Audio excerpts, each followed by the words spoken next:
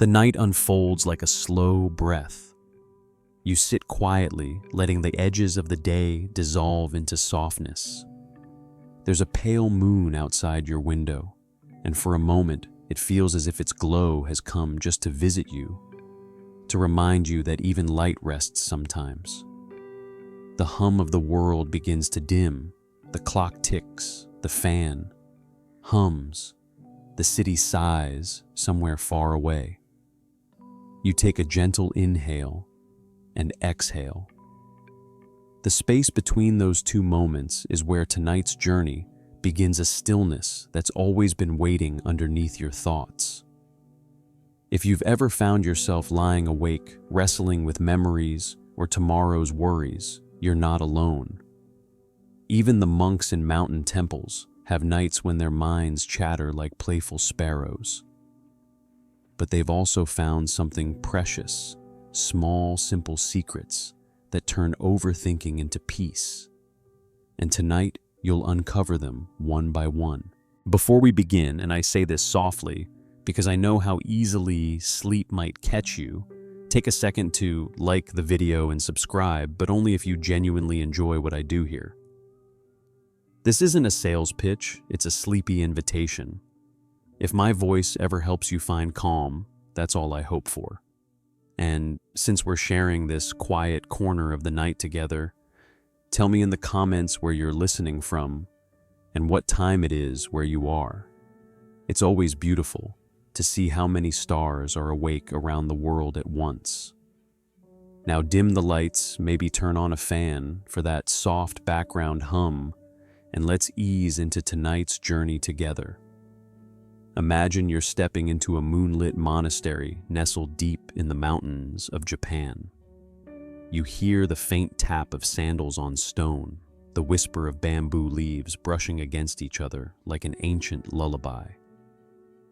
Somewhere inside, a temple bell rings deep and round, its sound rolling through the valley like water over smooth rock. You follow the sound. Each step is slow, deliberate, a gentle release. The smell of sandalwood greets you curling through the cool night air, as if guiding your breath itself. You realize this place isn't somewhere far away. It's the space within you beneath the noise. Overthinking, after all, isn't your enemy. It's just the mind trying too hard to protect you. Every what if and should I have said that is the same nervous bird fluttering in your chest, asking to be noticed. But tonight, you'll learn to open your palms and let it rest instead of chase it away. There's a small pond in front of you, its surface so still that the moon seems to float upon it. You crouch beside it and see your reflection not harsh or tired, but soft, rippling slightly with each breath you take. This is where the first Zen secret begins to whisper. The secret is not to stop thinking. You can't stop the wind after all, but you can watch it move through the trees without needing to control it. You can let thoughts pass without building stories around them. Just as the pond doesn't fight the moonlight or the breeze, your mind can learn to hold peace, even while things move upon its surface. One old monk once told his students, "The pond never complains about the rain." They laughed, thinking it was just another riddle. But as the rain began to fall soft and steady, they watched how the pond simply accepted. Every drop rippled, shimmered, and then returned to stillness. That's where we begin tonight, not with control, but with surrender. You breathe in, you breathe out, and everything inside you starts to settle. Sometimes monks still argue whether true meditation is about emptying the mind or simply seeing it clearly. But perhaps, as one sleepy novice once joked, it doesn't matter, because the moment you stop arguing about it, you've already begun to meditate. Your thoughts might still wander tonight, that's okay. Let them drift like mist across that pond. Don't chase them, don't judge them. You'll see that the mind left alone eventually quiets itself. And if you happen to fall asleep before hearing the end of this, well, maybe that's the most Zen thing of all. The moonlight lingers over the pond, shimmering like liquid silver. You sit at its edge, and the air feels alive, cool against your cheeks, warm in your chest. You notice how the surface moves only when you do, how every ripple seems to echo your breath. This is where the first Zen secret quietly reveals itself: the still pond. You learn now that your thoughts are just ripples. They're not the pond itself, they're temporary movements on its surface. Every anxious replay, every plan for tomorrow, every old memory knocking for attention, they're all just little waves of mind. The more you poke at them, the longer they linger. But if you stay still, they smooth out on their own. There's an old Zen saying muddy water clears itself when left alone. You can almost hear a soft chuckle in it, like a teacher reminding a stubborn student to stop stirring the water. You smile a little, realizing how often you've stirred your own pond, checking your phone at midnight, rehearsing conversations that will never happen, solving problems that don't exist yet. But now you simply breathe. A gentle breeze ripples through the bamboo grove behind you. The sound is soothing, a hush of nature breathing along with you. Each rustle seems to whisper, you don't have to think your way to peace. You can just be. Your breath deepens naturally without effort. Inhale the cool air fills your lungs, spreading like light through a temple corridor. Exhale the warmth, leave softly carrying away tension like incense smoke curling into night. You close your eyes. The body knows how to rest, even when the mind doesn't. You just need to give it permission. A memory drifts in the image of a young monk you once read about. His name was Tenzo, the temple cook. Every evening while others meditated, Tenzo would sit by the pond after washing the rice bowls. He said he wasn't praying or chanting. He was waiting for the pond to teach him stillness. One night, a visiting abbot asked why he wasted time sitting there instead of meditating in the hall. Tenzo smiled and said, "I'm meditating here too, but my teacher has more fish." The abbot was puzzled, but then he saw what Tenzo meant. The pond was full of small ripples, each created by a fish surfacing and diving again. Life moves. Thoughts move. Stillness isn't about freezing them, but about not being carried away. Monks still argue whether Tenzo was enlightened or simply lazy. But perhaps, as one elder said later, a lazy mind that rests is wiser than a busy one that prays. You can feel yourself smiling at that. Maybe you've tried too hard to fix your thoughts, to clear your head before bed, to command stillness as if it were a task. But stillness never obeys force. It comes when you stop trying to earn it. You notice now the soft sound of dripping water, maybe a small fountain, maybe just dew, falling from bamboo leaves. Each drop joins the pond with a tiny plink that fades quickly. The sound doesn't disturb the quiet, it completes it. Just like your thoughts. This is the first Zen secret, the art of letting the pond of your mind settle. Not by draining it, not by covering it, but by allowing. Allowing is a skill. Allowing is grace. So as you sit here, breathing softly, you practice the letting. Thoughts rise, you notice them, you breathe them out. A plan for tomorrow, exhale. A memory of something you said, exhale. An image, a sound, a random line of a song, all ripples, all fading. You begin to see your inner world as the pond sees the moon. It reflects everything, but clings to nothing. And somewhere in the distance, a bell rings again, deep resonant, like a heartbeat in slow motion. It vibrates through the ground, through your feet, through your chest. You feel the sound instead of hearing it. It tells you that you're safe here. It tells you that stillness doesn't mean emptiness. It means fullness without noise. The moon is higher now. The air carries a faint sweetness of plum blossoms. You take one last long breath, and the night seems to breathe with you. If your mind begins to wander, that's fine. Bring it back softly, like guiding a child back to bed. No scolding, no judgment, just warmth. Because the pond of your mind doesn't need to be perfect. It only needs to be honest. You let one last ripple fade. The surface becomes glass again, mirroring stars so clearly that it feels like the sky has bent down to meet you. The first Zen secret. The still pond isn't about stopping overthinking. It's about remembering you were never your thoughts to begin with.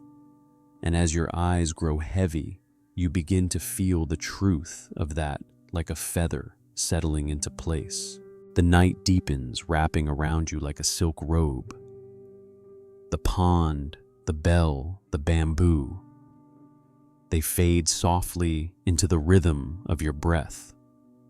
You begin to realize something simple and profound.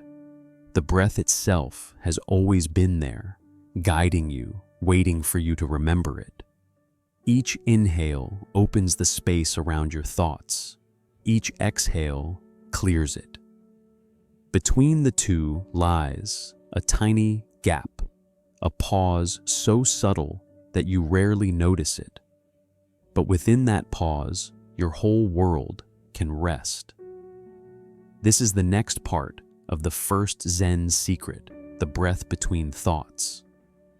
You sit quietly now, noticing how your breathing doesn't need effort. It moves whether you control it or not, a gentle reminder that peace doesn't come from doing, but from allowing. You inhale through the nose, feel the coolness, trace the back of your throat. Then exhale, feeling warmth leave the body, like morning mist leaving a valley. A monk once said, "When the breath is shallow, the mind is noisy. When the breath is deep, the mind bows in silence." You can almost hear him say it, his tone playful, like a teacher telling a secret he knows you'll forget the moment you start trying too hard to remember. There's humor in that, the way we chase calm, as if it's something we can catch. You've probably done it too, breathing too deeply because an app told you to, or holding your breath, trying to meditate correctly. The truth is far simpler. You don't breathe the right way to become calm. You breathe because you are already calm underneath the noise. As you settle into this rhythm, your body begins to melt into the space beneath it. Shoulders soften, jaw releases, the forehead smooths. It's like the body finally believes the mind's promise. It's okay now, you can rest. And within that rest, something happens. Your thoughts start to slow down. Not because you push them away, but because your breathing tells them there's no emergency anymore. The nervous system listens to the breath more than any command. You remember the story of an old hermit monk who lived in the mountains of Kyoto. He was famous for meditating so peacefully that birds would land on his head. One day a visitor asked how he stayed so calm through storms, loneliness and wild winds that could uproot trees. The monk simply smiled and said, "I don't stop breathing when the wind blows. I breathe with it." Monks still argue whether he meant that literally or metaphorically. But one thing's certain, the idea stays. When the winds of overthinking rush through your mind, you can breathe with them, not against them. Try that now. Inhale, the air comes in like a wave, rolling gently onto sand. Exhale, it leaves like the wave pulling back smooth and soft. Inhale again, rise. Exhale, fall. That rhythm, that dance, becomes your anchor. Thoughts try to pull you away, you simply breathe them out.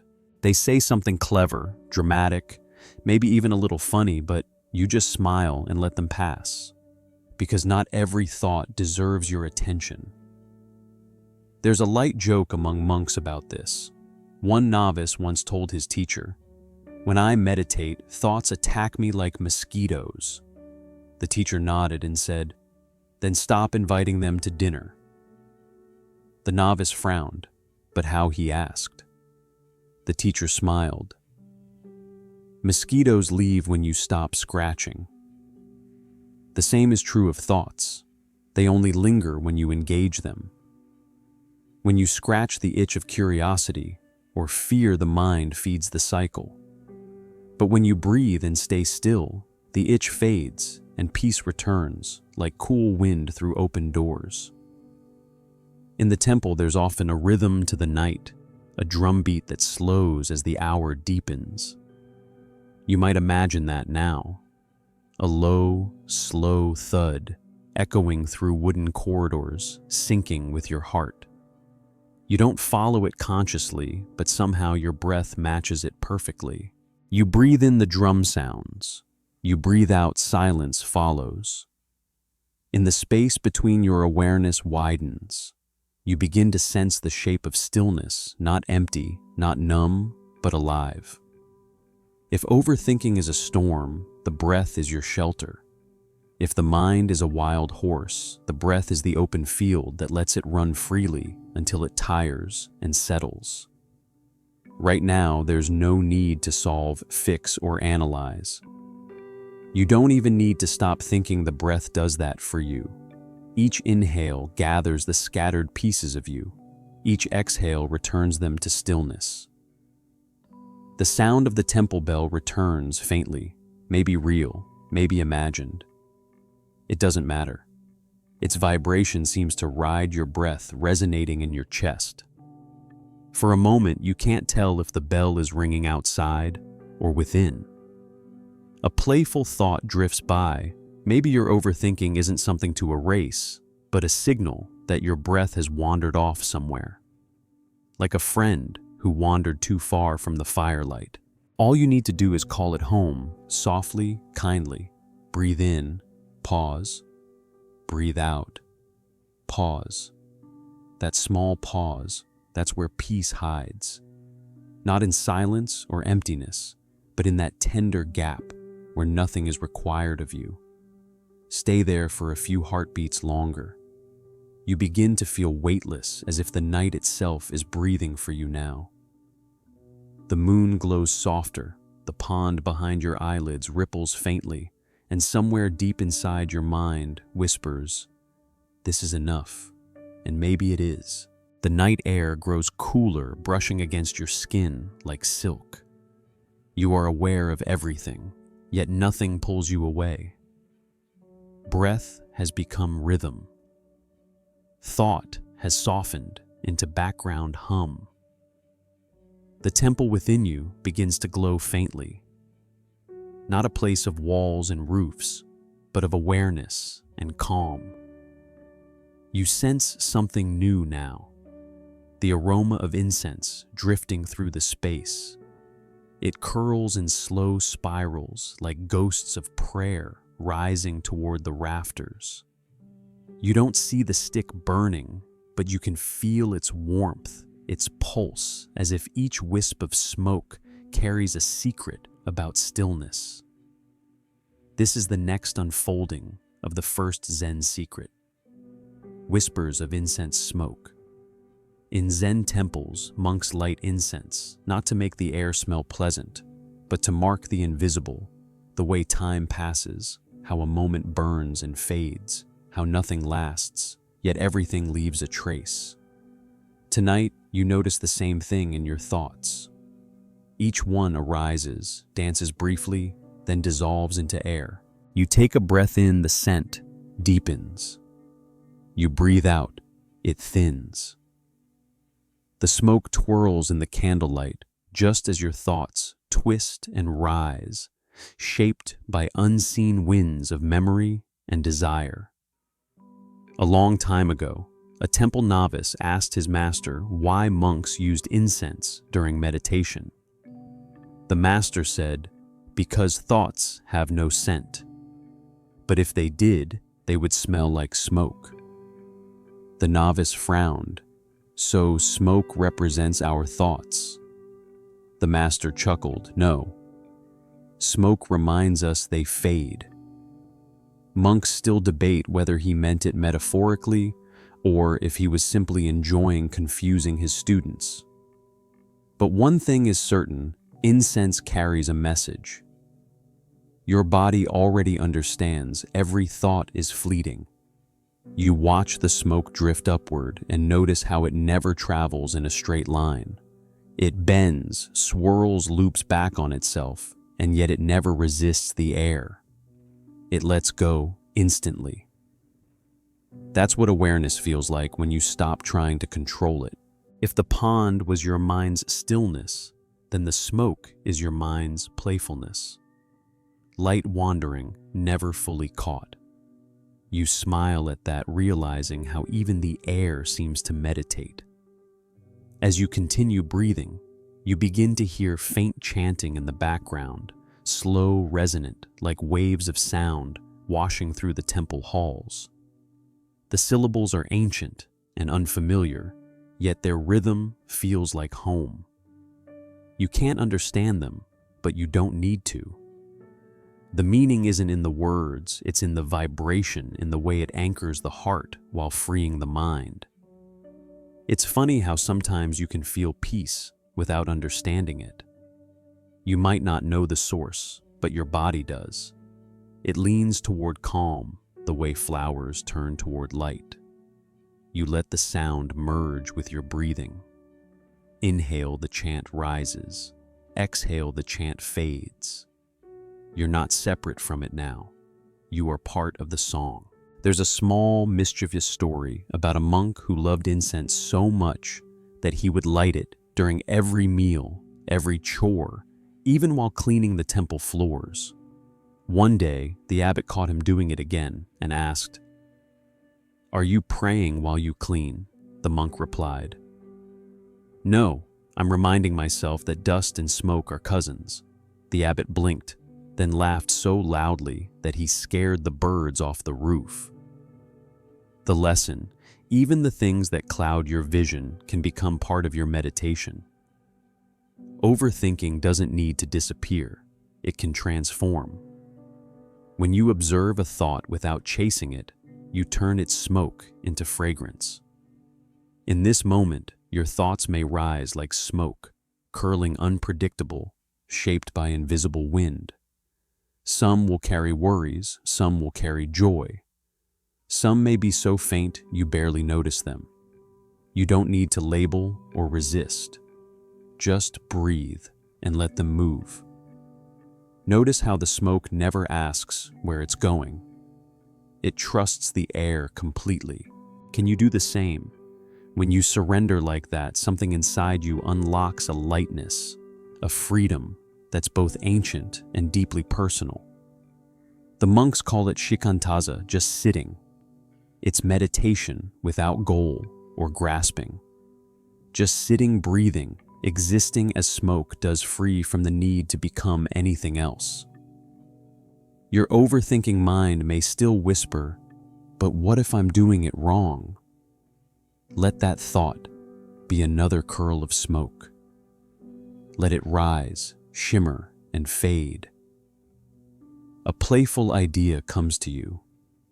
What if the universe itself is just incense, smoke rising in infinite space, one long exhale of creation? You chuckle softly. Somewhere, a monk would probably nod and say, "Yes, and enlightenment is remembering that you are the air it moves through." The incense burns lower. The scent grows faint. You breathe deeply, grateful for the way it reminds you that nothing needs to last forever to be beautiful. The smoke thins, but the calm stays. You feel it in your heartbeat, slow, even steady. Your eyelids grow heavier, but your awareness glows warmer like a candle nearing its end. The secret, you realize, isn't about clearing your thoughts.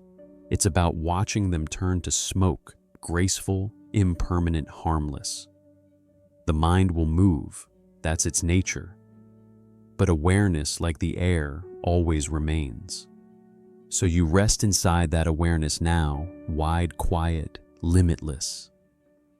The incense finishes its final curl into the night, and you feel your breath follow it, soft, effortless, whole. The smoke fades into the darkness, leaving a tender silence behind, the kind that hums softly, like a lullaby you've always known. You remain still, breathing within the emptiness, and then you notice a single flickering light before you. A candle. Its flame sways gently in the faint current of air. It doesn't struggle against the draft. It simply bends, dances, and returns upright. The way it moves so effortlessly reminds you of something important, that peace isn't the absence of movement. It's the grace within movement. Tonight you'll discover what the monks call when the candle listens back. The phrase sounds strange, doesn't it? How could a candle listen? But as you sit here, watching its glow tremble like a living breath, you begin to understand. When you truly pay attention to anything, it begins to pay attention to you. Your thoughts slow as you gaze at the small circle of light. The shadows on the temple walls shift gently, like monks bowing in rhythm with the flame. You see how the candle doesn't resist being temporary. It knows it will burn out, and that doesn't make its light any less generous.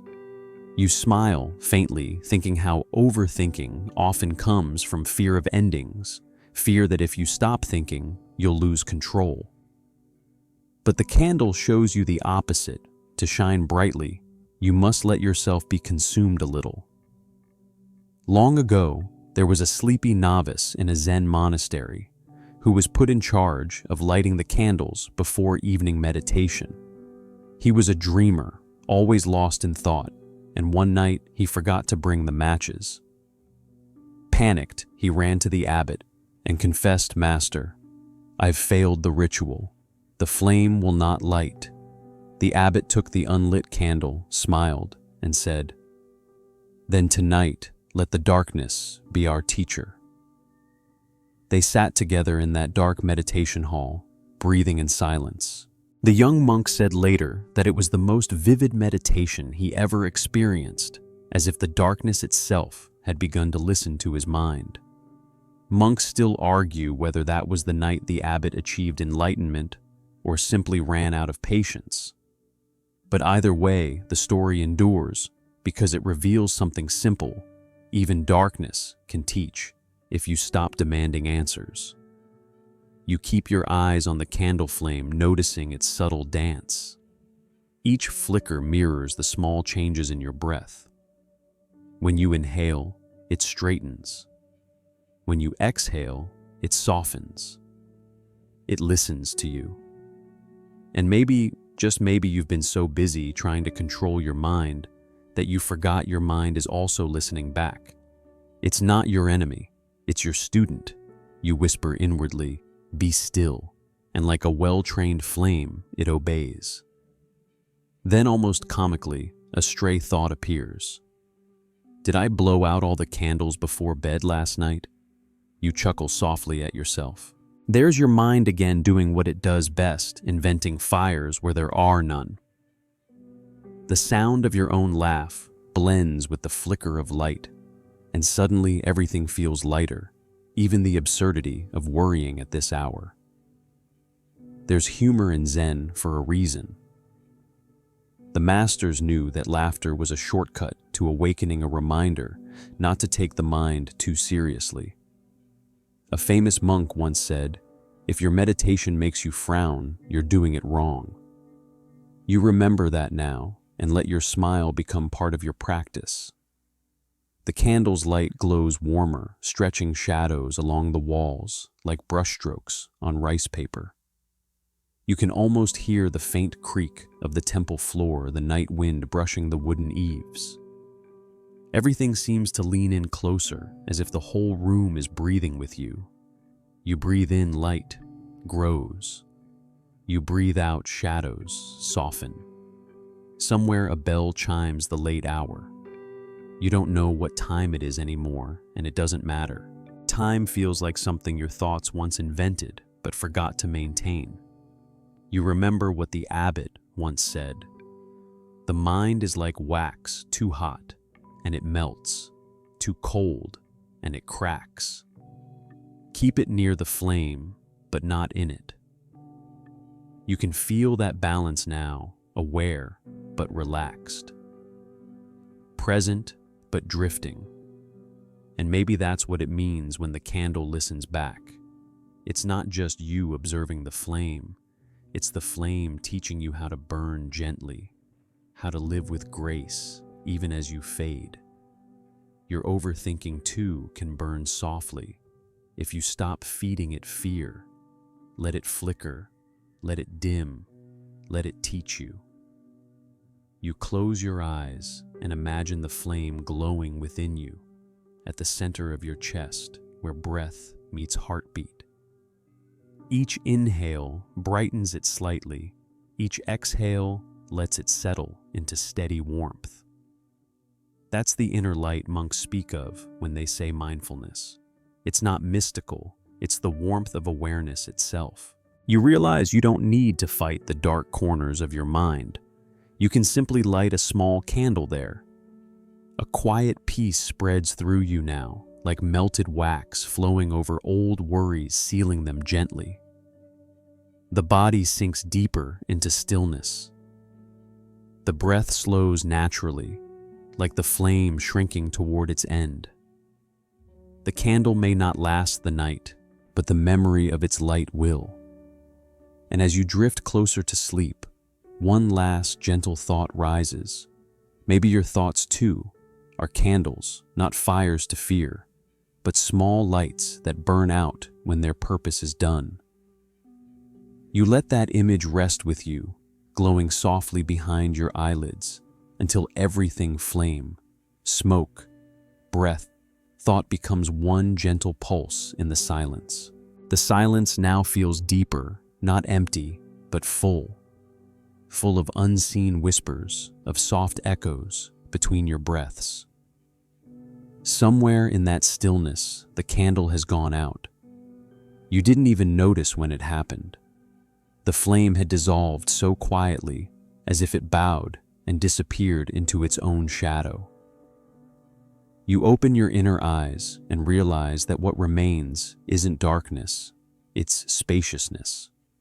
A kind of invisible light that doesn't need a flame to exist. And this is where the next lesson begins, the space between thoughts. The old monks used to say that enlightenment is not found in the thought itself, but in the pause that follows it, the breath of silence that lives between one idea and the next. You begin to notice that pause now. A thought arises, I'm still awake. Then a small pause. Another thought, I should be asleep by now. Another pause. At first, these pauses feel tiny, fragile, like the gap between raindrops before they merge into a puddle. But as you keep watching the pauses widen, they open into something vast, like a doorway you didn't know existed. And in that doorway, there's peace. Not the kind of peace you can create or hold on to, but the peace that was always there, hidden beneath all the noise of thinking.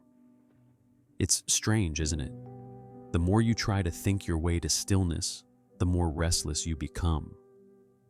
But when you stop chasing thoughts, they start falling away on their own, like leaves drifting from a quiet tree. You inhale deeply. The air feels softer now, cooler against your skin. You can almost hear the whisper of wind weaving through pine trees outside the temple. A voice from your memory returns, perhaps from an old text or a teacher long gone. When water is still, it reflects the moon. When the mind is still, it reflects truth. You picture that still pond in your mind, the moonlight gently resting on its surface. Each time a thought ripples through the reflection, distorts. But when the surface quiets again, the moon returns untouched, whole. You begin to see that your mind isn't broken or flawed. It's simply stirred by wind. The overthinking, the constant motion, all of it is the weather of consciousness. And like all weather, it passes. So you rest, watching the movement without judgment. Thoughts drift in like passing clouds. Did I forget to reply to that message? You smile. A cloud. What if tomorrow doesn't go well? Another cloud. And then clear sky again. Each pause feels longer, deeper. You notice you've begun breathing in rhythm with those spaces. Inhaling with each appearance, exhaling with each disappearance. This rhythm becomes a lullaby of its own, the body and mind swaying together in the same slow tide. There's a legend about a wandering monk who once asked his master, "How can I stop my thoughts?" The master poured him a cup of tea until it overflowed. The monk panicked, "Master, it's spilling." The old teacher smiled. "Exactly. When you try to fill a cup that's already full, everything spills. To stop thinking, you don't need to stop the pour. You simply need to empty the cup." You can almost feel that wisdom now. Each exhale becomes an emptying, a small letting go. With every breath, the cup of your mind becomes lighter. You begin to sense the quiet joy that comes when you're no longer tangled in your own thoughts. The joy of not needing to control anything. The joy of simply being aware. Somewhere in the distance, a night bird sings a slow melodic call, 3 notes that echo softly in the dark. You listen. Then silence again. Even sound itself becomes part of this rhythm of appearing and disappearing. You realize this is how everything in life moves. Thought, sound, light, emotion, all arising and fading within the same vast awareness. Awareness doesn't change. It's the still pond. Everything else is the rippling surface.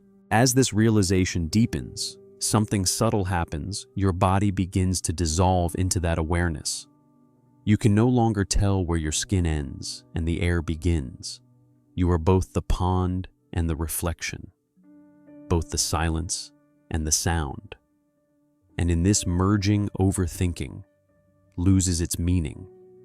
What is there to think about when the thinker and the thought are one? You begin to understand what the Buddha meant when he said, "The mind once settled becomes its own light." That light isn't made of words or logic. It's made of stillness. You rest inside that stillness now, not as someone watching it, but as it itself. The small spaces between thoughts stretch wider until they are no longer spaces, they are everything.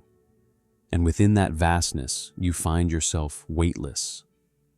You drift gently toward the edges of sleep, your breath a slow rhythm, your thoughts like feathers landing one by one until there is only the quiet pulse of existence itself.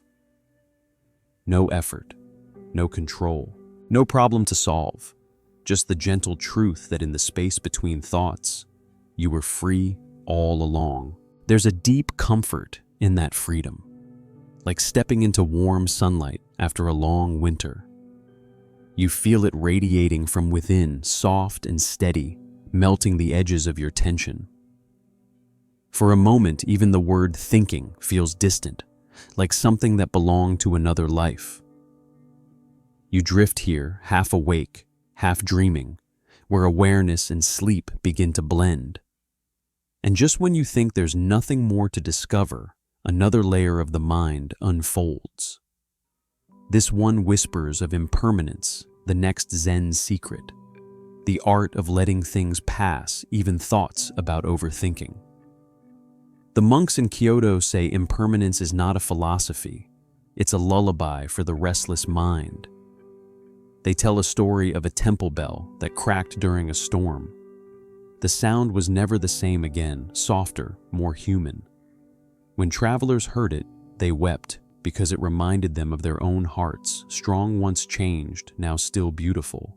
You imagine that bell now, the faint vibration spreading through the night air, across the quiet garden.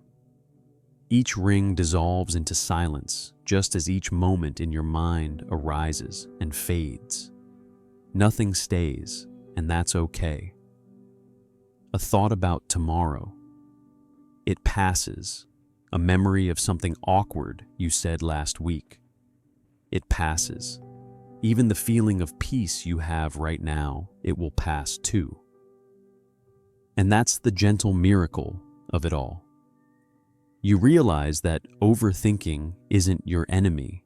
It's just your mind trying to hold on to what's already gone. Like trying to catch the sound of the bell in your hands. The candle that melted the moonlight, that shifted the breath that left your lungs a moment ago, all of it gone, yet leaving behind a strange beauty in its absence. This realization softens something inside you. You remember an old saying, even the Buddha smiled at impermanence. They say he once held up a flower before his disciples said nothing and simply smiled. One monk, Mahakashyapa, understood instantly. He bowed. The teaching was wordless. Everything is transient, and that's the essence of peace. You let that story float through you now like incense smoke, rising and fading in the air. Maybe peace was never about stopping thoughts at all. Maybe it's about letting them die naturally, like petals falling from a flower that's done blooming. You breathe in and realize that even this breath will never happen again. It's unique, unrepeatable, gone the moment it ends. And yet somehow that doesn't make it sad. It makes it sacred. There's a soft paradox in Buddhism that monks still debate late into the night. If everything passes away, is anything real at all? Some argue that only awareness itself is real, the silent witness that never fades. Others say there's no witness at all, only the dance of impermanence unfolding moment by moment. But here, lying in this quiet space, you don't need to pick a side. You can feel both truths at once. You are the river that flows and the stillness at its bottom. A playful thought drifts through. If everything changes, even my overthinking will change someday. You almost laugh. That's the good news, hidden in the chaos. Nothing, not even restlessness, lasts forever. The air in your room feels cooler now. Your body grows heavier, your breath slower. The small hum of the fan becomes a companion to your breathing. The two blending into one slow rhythm. You think of another story told by a monk in a mountain temple. He said that once, during a harsh winter, the monks ran out of firewood. In desperation, one novice burned an old wooden Buddha statue to keep everyone warm. When the abbot found out, he asked calmly, "Did you find any relics in the ashes?" The young monk blinked. "No, master." Then perhaps the abbot said, smiling faintly, "It wasn't truly Buddha, after all." You chuckle softly in the dark. The story isn't about disrespect, it's about understanding that everything physical, even sacred statues, will pass. What remains is the warmth they give, not the form they take. And so too, your thoughts can burn away in the fire of awareness, leaving behind only warmth, the quiet glow of presence. Your mind begins to feel like that glowing, not grasping. The thoughts that arise now are like sparks that flicker out before they can ignite into stories. You sense how liberating this is. You no longer need to chase or fix anything. The storm of thought has slowed to a gentle drizzle, each drop a reminder that nothing lingers. You exhale long, unhurried, complete. The sound of a single raindrop hitting the window startles you at first, then soothes you. Another follows, and another, until it becomes a soft rhythm, perfectly in tune with your breath. Every drop a small surrender. Every sound a lesson in letting go. And as you drift deeper into that rhythm, you remember that cracked temple bell again. The one that sounded more beautiful because it was imperfect. Maybe your thoughts too are beautiful in their imperfection, proof that you are alive, still learning, still softening. The rain slows and silence returns. You smile faintly, eyes heavy, feeling the weight of impermanence, not as loss, but as freedom. Freedom from needing everything to make sense. Freedom from chasing the perfect moment. Freedom from yourself. And within that freedom, your mind begins to dissolve again, not into nothingness, but into a warm, vast, shimmering quiet. A soft whisper rises from somewhere deep inside. Let it all pass. You do. The whisper fades, but its echo lingers like the last note of a flute still trembling in the air long after the player has stopped. You breathe into that echo, feeling it settle somewhere deep in your chest. A calm spaciousness unfolds there, as if the walls of your mind are dissolving one by one. This spaciousness is the beginning of the next secret. Acceptance, the quiet art of making peace with what is. The monks often call it the still smile. It's the kind of smile that comes not from happiness or success, but from understanding a simple, wordless yes to the present moment. You can feel that smile forming inside you now, not on your lips, but somewhere deeper. It's the warmth that rises when you finally stop trying to escape your own experience. Because that's what overthinking really is, isn't it? A subtle form of resistance. The mind's way of saying, this moment isn't enough. I must fix control or change it. But here in the dim light of your awareness, you begin to see through that illusion. You realize that acceptance isn't the same as giving up. It's the opposite. It's trusting that reality is already complete, even when it feels messy or unclear. You take another slow breath. The air feels cool, weightless. In a quiet Zen garden in Nara, there's a rock that monks have raked around for centuries. Every morning they smooth the gravel into new patterns, circles, spirals, lines. Yet the rock never moves. One monk once joked, "It must be enlightened by now." Another replied, "Maybe it's us who keep changing, not the rock." You smile softly at that image, the still rock in the center of endless motion. Maybe that's what acceptance is becoming, like that rock, steady in the center of change. You think of how many nights you've spent trying to control every thought, replaying conversations, predicting futures that never happened. How exhausting it is to resist the flow of what already is. But now lying here, there's no fight left in you, and somehow that feels like victory. You notice the hum of the fan again, the sound of your breath, the way your body rests perfectly against the bed. None of it is exactly as you want, yet it's all completely okay. That's the quiet paradox of acceptance. Once you stop needing things to be different, they start to feel gentle.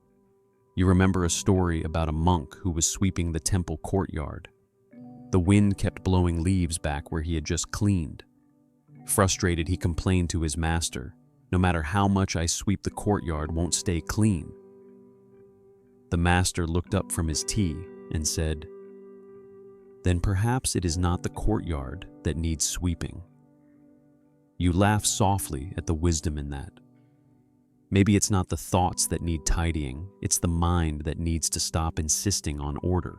Monks still debate whether true acceptance means doing nothing or doing everything with no attachment to results. But as you breathe, you realize the difference doesn't matter much in practice. What matters is the feeling the moment your resistance drops and life simply flows again. There's a stillness between your breaths now, not empty, but filled with quiet presence. The kind that hums softly like the vibration of a temple bowl after being struck. You imagine a monk sitting under a tree, watching the sun rise. The world changes color around him, but he doesn't move. He doesn't need to. The light moves through him. You feel the same, the subtle light of awareness passing through your mind. Each thought that arises now feels translucent, like mist rolling over morning hills. You catch yourself thinking, "Maybe I should be deeper into sleep by now." Then you smile. There's the mind again, trying to measure even peace. You let it go. You forgive yourself for every moment you've overanalyzed, for every loop of thought that kept you awake, for every night you tried too hard to be calm. There's nothing left to fix. You're already exactly where you need to be, halfway between waking and dreaming, between thought and silence. You breathe out, and with that breath comes a quiet surrender. Even your muscles seem to exhale. The shoulders drop, the jaw softens, the heart slows. The world outside fades further until the only sound left is the soft pulse of your breath and the faint rhythm of your heartbeat syncing with the hush of the night. You realize acceptance is not something you do. It's something you allow. It's what happens when you stop interfering. And just like that, the space around you feels wider. The bed beneath you feels like part of the earth. The air feels like part of you. There's no boundary between inside and outside, between you and the world. That boundary was only ever made of thoughts.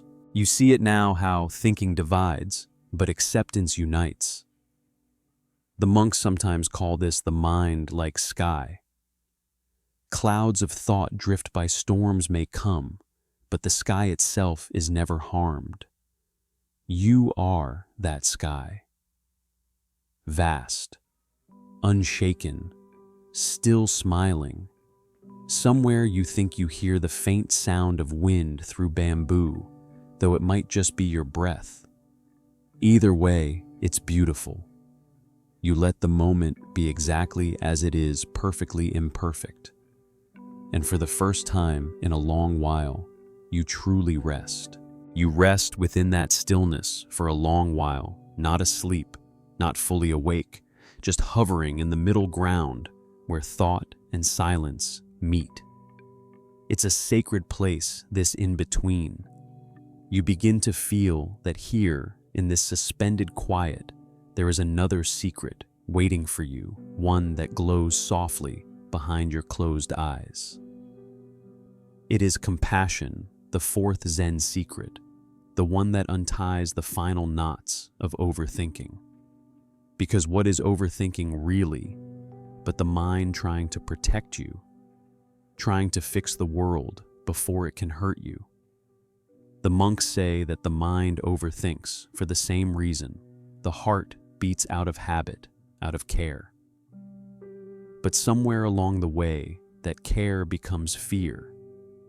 You breathe slowly. You can feel your own tenderness now, rising like a tide. You remember that you have always tried your best, even on the nights you couldn't stop thinking, even when your thoughts turned against you. They were still yours, trying to help. A small smile forms. Compassion begins right there, not toward others first, but toward yourself. In an old Zen story, a monk once found a scorpion drowning in a puddle. He reached down to save it, and it stung him. He dropped it in pain. Then he picked it up again, and it stung him again. A passerby shouted, "Why do you keep trying? Don't you know it will sting you every time?" The monk smiled and said, "Because it is the scorpion's nature to sting, and mine to save." You picture that scene now, the monk's steady hand, the trembling creature, the rain tapping softly on the temple roof. And you realize compassion doesn't need the world to change first. It begins the moment you stop closing your hand. That's how you begin to ease the restless mind, not by fighting it, but by forgiving it. You whisper to yourself, "It's okay, I understand." And for the first time, you mean it. Overthinking often disguises itself as intelligence, as care, as preparation. But beneath all that analysis is a quiet ache, the longing to feel safe. And compassion, in its simplest form, is the voice that says, "You are safe even now." You let that truth sink in. You imagine wrapping a soft blanket around every anxious thought you've ever had, whispering gently, "You can rest too." The monks say that when compassion reaches the mind, thoughts begin to slow because they no longer need to shout to be heard. They are seen, understood, loved, and that's all they ever wanted. Outside your window, you can almost hear the sound of a night breeze brushing through pine needles. The air smells faintly of rain and earth. Somewhere in that scent is a story one told in whispers by temple novices about a wandering teacher who never spoke. Wherever he went, people said the same thing. When he looks at you, you remember who you are. You wonder if that's what compassion feels like being seen without judgment, without needing to prove or defend anything. You take another breath. It feels effortless now. The air moves in and out like waves over sand. For a brief moment, an old memory floats to the surface, maybe a mistake you made, a word you regret, a night you couldn't sleep. But this time, instead of analyzing it, you place your hand gently over your heart and whisper, "May I be forgiven. May I be free." The Buddhist texts call this metta, bhavana, loving kindness meditation. Monks still debate whether metta is something you create or something you uncover like a wellspring that's been there all along. But here in your half-dreaming state, you don't need to decide. You can feel it pulsing softly beneath your ribs, a warmth that grows with each breath. You imagine that warmth flowing outward like light spilling gently through an open door. It moves past your chest, past your skin, past the walls of your room, touching everything.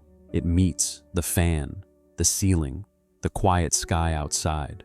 It spreads further over the rooftops, through the trees, into the still night air where the world is sleeping. You picture it touching strangers, friends, even people who have hurt you, each one wrapped in that same calm light. And as the warmth expands, something miraculous happens. Your thoughts grow lighter. The more compassion you give, the less room there is for fear. You remember the cracked bell again, the one that still rang beautifully despite its flaw. You realize compassion is the same, not perfect, not polished, but profoundly human. You laugh softly, almost asleep now. A gentle, sleepy joke comes to mind. If overthinking burned calories, I'd be a monk by now. It feels good to laugh, Even half asleep, your laughter vibrates like a mantra, dissolving the tension that clung to you for so long. Your body feels lighter, as though each breath lifts you a little closer to something infinite. The walls of the mind no longer press in. The self no longer feels separate. Everything breathes together. You think maybe this is what the monks meant by the heart-mind. Not two things, but one awareness softened by love. You rest there, breathing in light, exhaling forgiveness. And with each slow, tender breath, the restless mind begins to quiet, not because you forced it to, but because it finally feels safe enough to sleep. The quiet deepens again. Your body now feels like a shadow lying within another shadow, melting softly into the bed. The breath is so light, it's barely there, and yet you can feel life moving through you like a calm, steady current. Compassion has softened every hard edge within you, and what remains now is pure simplicity. That simplicity carries the final Zen secret presence, the practice of being here now and nowhere else. Presence sounds easy, but it's the hardest thing for an overthinking mind. Because thought always leans forward into tomorrow, backward into yesterday. It rarely stands upright in the moment it's in. But the monks say that when you finally stop leaning, life reveals itself as it truly is, immediate, fresh, effortless. You inhale slowly. The room around you has become part of the meditation, the faint hum of electricity, the whisper of fabric against your skin, the occasional tick of something settling in the walls. Each sound lands softly, perfectly timed. There is no future here, no past, only this small, perfect now. You remember hearing that Zen proverb, once, before enlightenment, chop wood, carry water. After enlightenment, chop wood, carry water. You smile in the dark. Overthinkers often imagine enlightenment as an escape, some glowing state beyond the noise. But maybe you think enlightenment is just doing what you're already doing, without commentary. You breathe in, you breathe out, you're already there. Somewhere in a temple in Kyoto, a monk might be lighting incense right now, unaware that across the world you are breathing in sync with him. Two beings connected by the same rhythm, the simple act of existing. Presence has that quiet power, it dissolves distance. It makes you realize that life doesn't happen somewhere else. It's happening right now, in the softness of this moment, in the weight of your body, in the rise and fall of your chest. You begin to feel your thoughts again, faint echoes trying to return. What time is it? Did I? But before the thought finishes, you're already smiling. You've caught it in the act. The mind still wants to run. That's its nature. You don't have to stop it, you just have to walk beside it. There's a story about a young monk who asked his master, "What is the secret of mindfulness?" The old teacher replied, "When you walk, walk. When you eat, eat. When you think, think." The monk frowned. "Isn't that what everyone does?" The master smiled. "No. Most people walk while thinking of where they're going. They eat while thinking of what's next. They think while wishing they weren't." You laugh softly, a sleepy giggle that ripples through the still air. The humor of it feels warm and true, like the realization that life has been quietly waiting for you to stop multitasking your own existence. You turn slightly, the blanket rustling, such a simple sound, yet suddenly rich with detail. You can feel every fiber, hear every shift of air. That's the thing about presence. It doesn't make life quieter, it makes it clearer. You imagine sitting in a temple courtyard at dawn dew, gathering on the leaves, a single bird, calling the scent of pine and incense mingling in the air, everything vivid, everything awake. The monks still debate whether presence is something you find or something that's always been there beneath distraction. Some say it's like the sun behind the clouds, never gone, just hidden. Others say it's like a candle you have to keep relighting. You don't need to pick a side. You just breathe the simplest proof that you're already here. A playful thought drifts through your drowsy mind. If I stop overthinking, what will I do with all this free time? You chuckle softly. Maybe you'll finally notice the taste of morning tea, or the texture of silence, or the miracle that you are breathing at all. The monks say that when you live fully in the present, even mundane moments become sacred. Washing your hands becomes a ceremony. Drinking water becomes communion with the earth. You decide silently that the next time you drink tea, you'll taste the warmth as if it's the first sip of your life. And right now, this moment is the first sip of peace. You feel it in your body, the gentle pulse of your heart, the cool air brushing across your skin, the slight flutter behind your eyelids. You realize that awareness doesn't require effort. It's not something you do. It's what you are. That truth hums in you like the vibration of a temple bowl after the final strike, fading but eternal. You think back to the earlier secrets: stillness, impermanence, acceptance, compassion, and realize they've all been leading here. Presence is the quiet doorway that connects them all. You no longer need to understand or analyze. You just exist. The moonlight outside, the hum of the fan, your own breath, all parts of the same unfolding moment. And just when you think you've reached stillness, something even deeper opens a sense of being, the silence itself. You are no longer the person in the moment. You are the moment. Time feels irrelevant now. There's no yesterday to worry about, no tomorrow to plan, no voice narrating in your head. Just awareness, soft and infinite. If you could see yourself from above, you'd look like someone who has finally remembered how to rest completely without condition. A sleepy smile touches your lips. You think half in jest, half in awe. Maybe enlightenment just feels like this, almost falling asleep, but fully awake. You breathe again. The sound is faint, the rhythm perfect. This is it, the end of striving. The beginning of being. You drift gently towards sleep, anchored in the most peaceful truth of all. You were never lost. You were just busy thinking. And now, you're home. You wake within the dream, not fully awake, not fully asleep. The space between both feels endless, a weightless place where thought no longer demands answers. Here, the final Zen secret unfolds like mist. Emptiness, the art of being nothing, and therefore everything.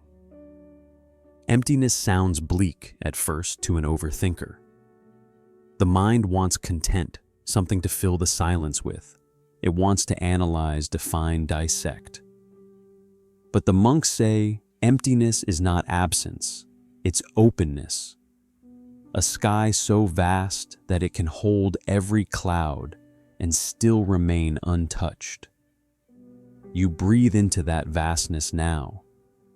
Each inhale feels like drawing in the entire night. Each exhale releases whatever you no longer need to carry. In this quiet, the edges of your identity soften.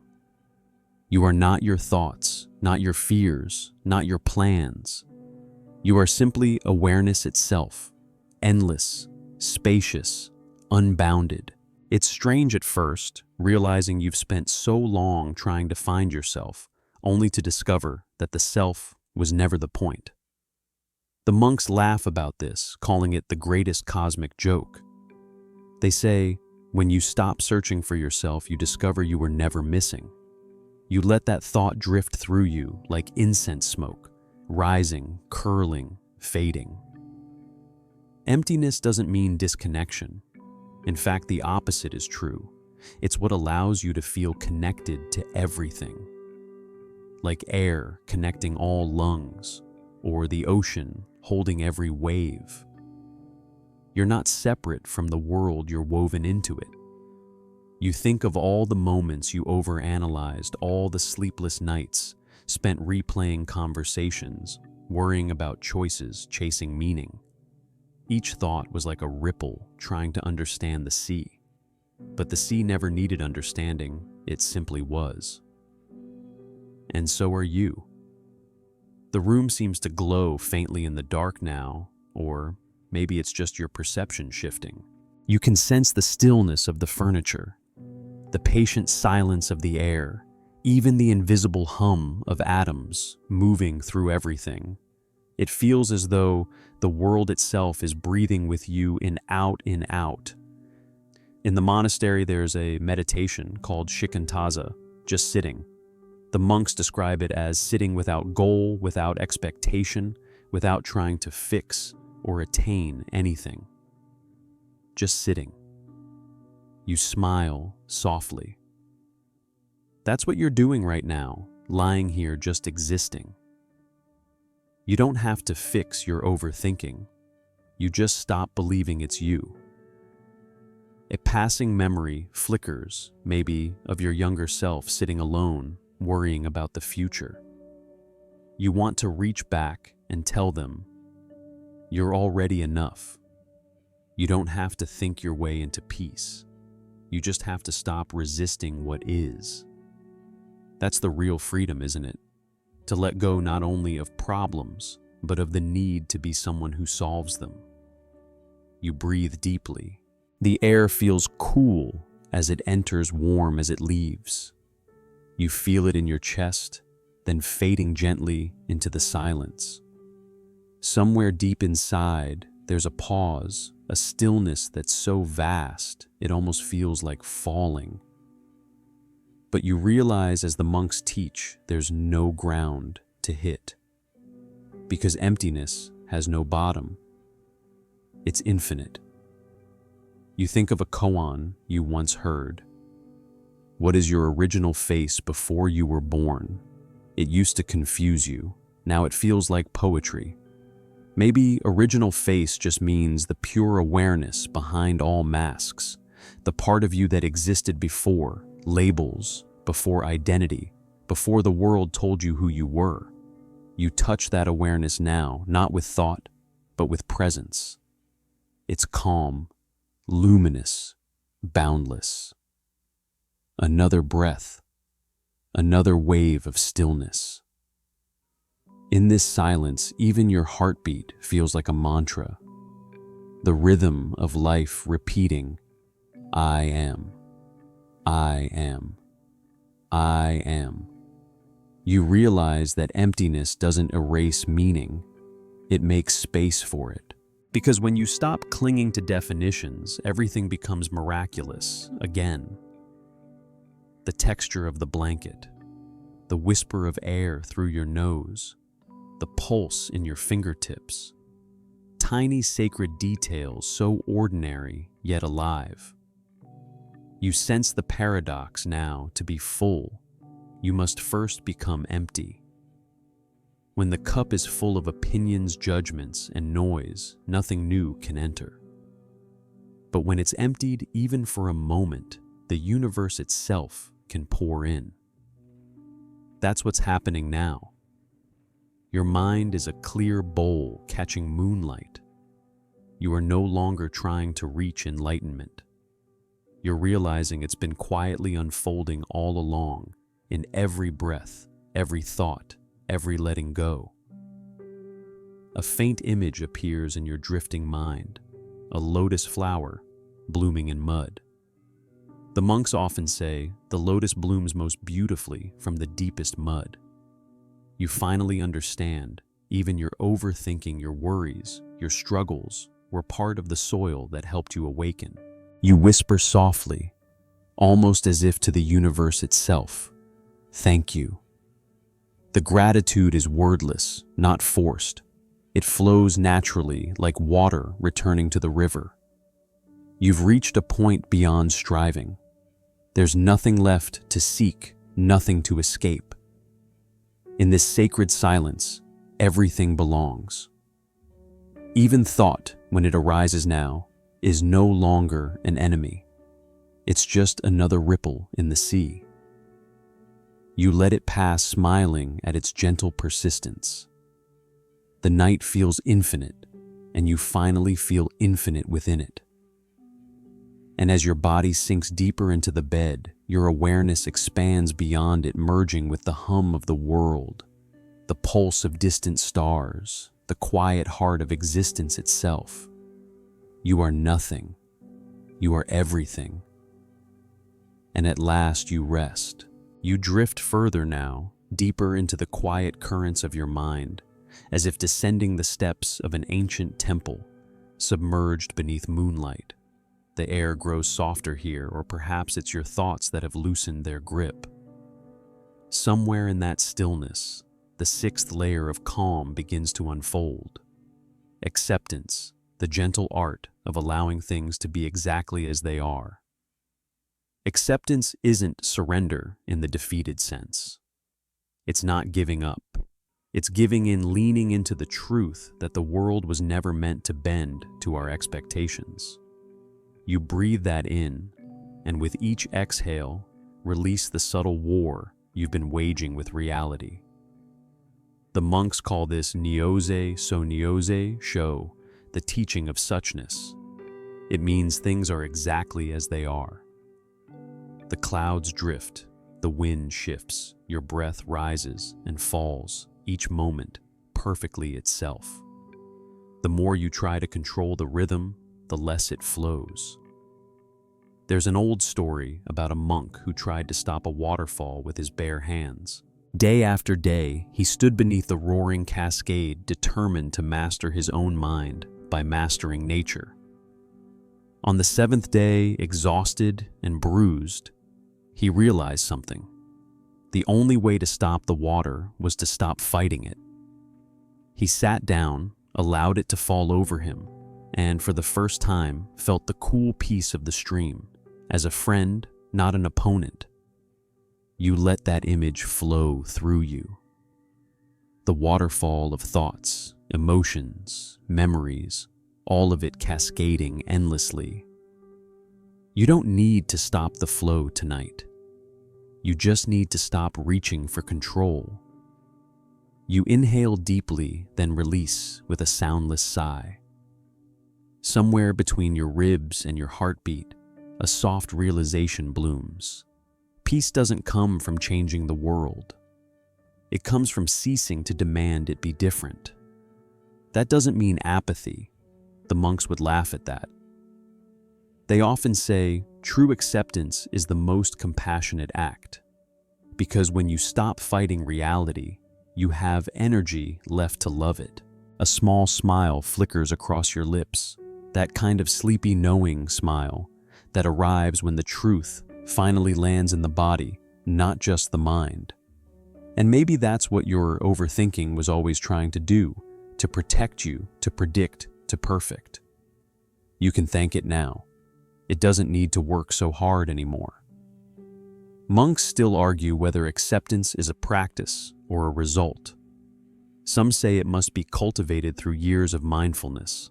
Others claim it arises spontaneously the moment you stop resisting. Perhaps both are right. Maybe the journey to acceptance is just the process of realizing you were already there.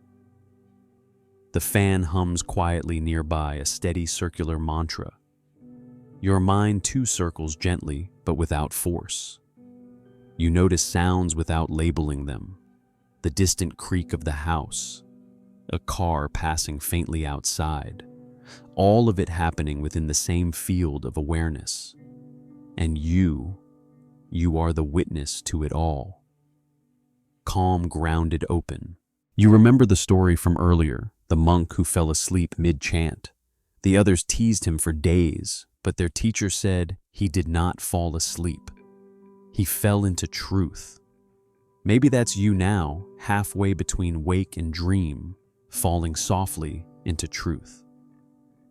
You chuckle quietly.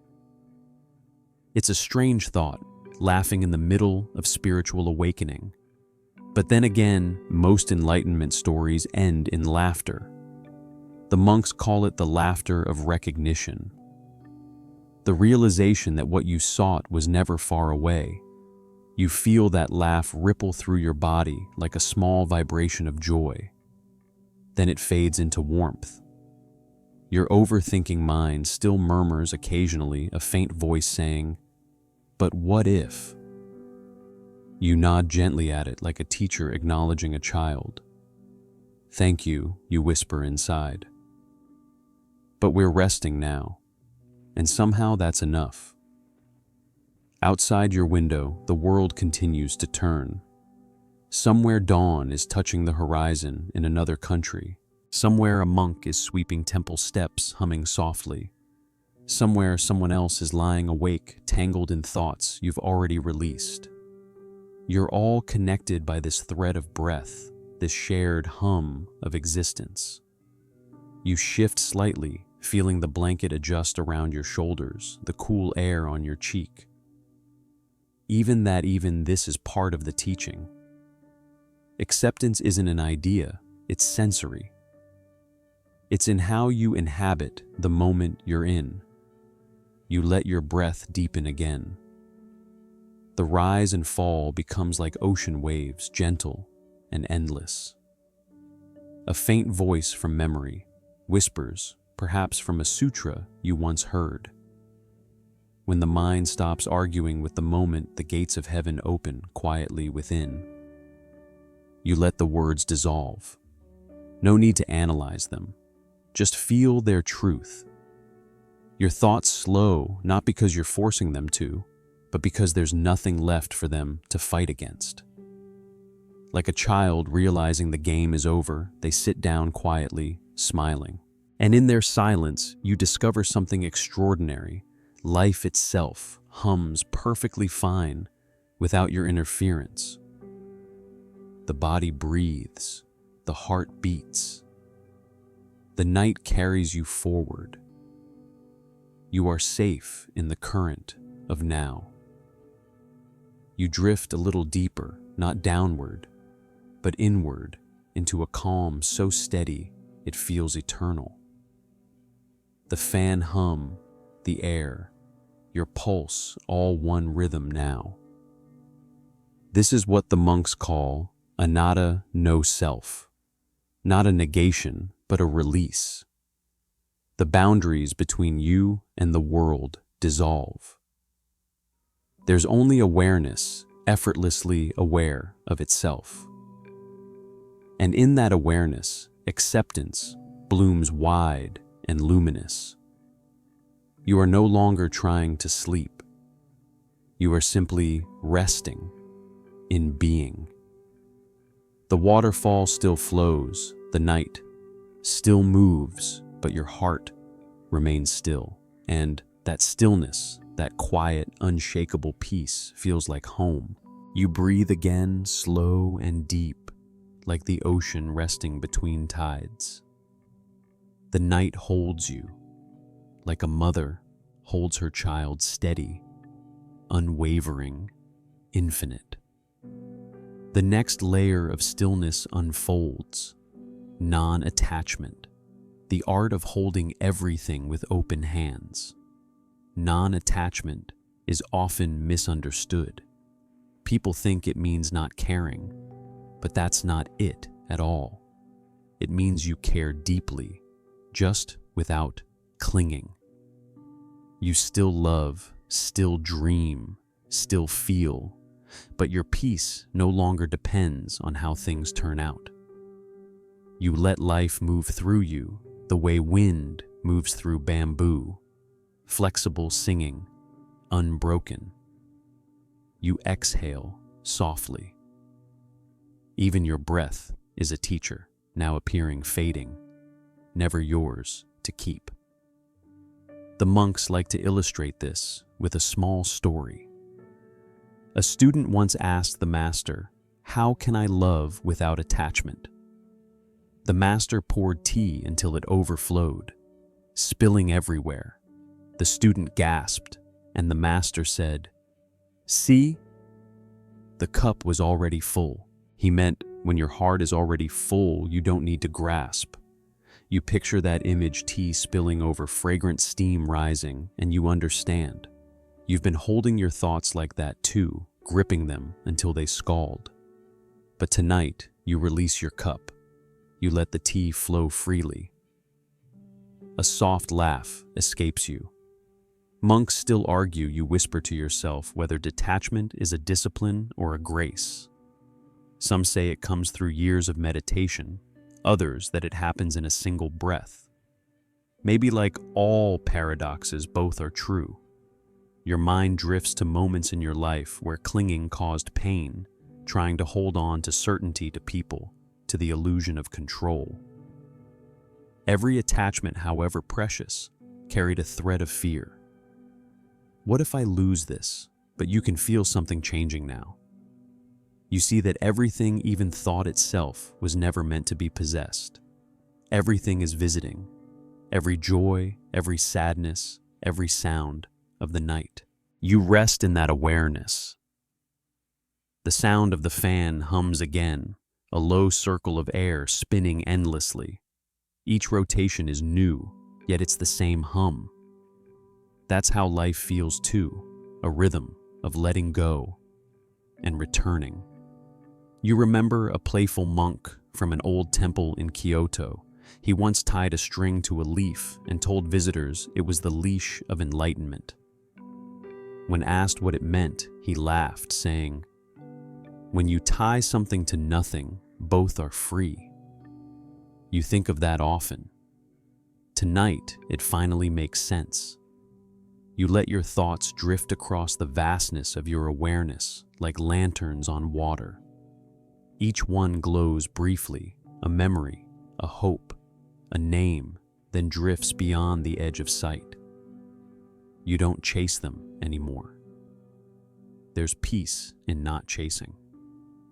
You shift slightly, the sheets whispering beneath you, and even that small movement feels wholly a gesture of release.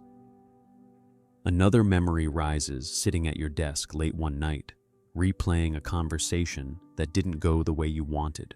You can still feel the tightness in your chest from that night. But now, lying here, you smile at that version of yourself, the one who believed that peace could only come if everything went perfectly. You whisper to that past self, "You can let go now." It's astonishing, isn't it? How much space opens up when you loosen your grip. Thoughts that once felt like storms are now just breezes moving through open sky. Monks teach that the root of suffering is tanha, craving, clinging. But they also say the moment you see clinging clearly, it starts to dissolve. Awareness itself is liberation, and awareness tonight is effortless. You notice your body again, the subtle weight of your limbs, the rhythm of your chest. You're not trying to achieve relaxation. You're simply not resisting it. Outside, perhaps a dog barks or a leaf falls against the window. You hear it as part of a larger stillness, a world that continues to breathe without asking for your opinion. That realization brings a light chuckle, the third of the night, soft and sleepy. You think, maybe enlightenment is just cosmic common sense. You inhale deeply, feeling the breath fill not just your lungs, but your whole being. And as you exhale, you sense even your breath belongs to the world, not to you. The monks tell another story of a master who on his deathbed smiled and said nothing was ever mine to lose. His students wept, but later realized that his final words were a blessing, not a tragedy. You feel the truth of that in your bones now. Nothing is yours to lose because nothing was ever separate from you. Every thought, every person, every breath, all flowing in the same stream. And when you stop clinging, the stream carries you effortlessly. Your awareness widens again. You sense not just your body, but the entire room, the air, the shadows, the faint hum of existence around you. Everything breathing together. You let yourself be carried by that current, neither fighting nor guiding it. No attachment, no resistance. Just being. And in that being, overthinking has no foothold left. It fades like mist touched by the morning sun. You smile softly into the dark. You don't need to understand anymore. You only need to feel. You whisper, half asleep. Now, everything changes, everything passes, and everything belongs. The words ripple through the silence like a prayer. Your hands relax. Your breath evens out. The night holds you again, not as a guest, but as something inseparable from itself. For now, nothing needs fixing. Nothing needs keeping. Only this peace, this breath, this quiet remains. You drift in the rhythm of breath and silence, floating like a leaf on the slow-moving river of night. The deeper you sink into stillness, the clearer everything becomes. There is no rush here, no urgency, just gentle awareness unfolding petal by petal. This next whisper of wisdom reveals itself softly. Patience, the silent companion of peace. Patience doesn't mean waiting passively for life to fix itself. It means trusting that everything ripens in its own time. You can't force a lotus to bloom by pulling on its stem. You can only water it, tend it, and wait for the sun. That lesson feels familiar, doesn't it? You've rushed before, through days, through decisions, through thoughts, as if speed could earn you safety. The mind believes that if it can think fast enough, it can avoid pain. But the monks smile and say, "A river doesn't hurry to reach the ocean. It's already on the way." You inhale deeply. The air feels still sacred, almost heavy with calm. Patience enters with that breath settling quietly beside you. There's an old story told in the mountain temples about a novice monk assigned to sweep fallen leaves. Every morning he'd rake the courtyard until not a single leaf remained.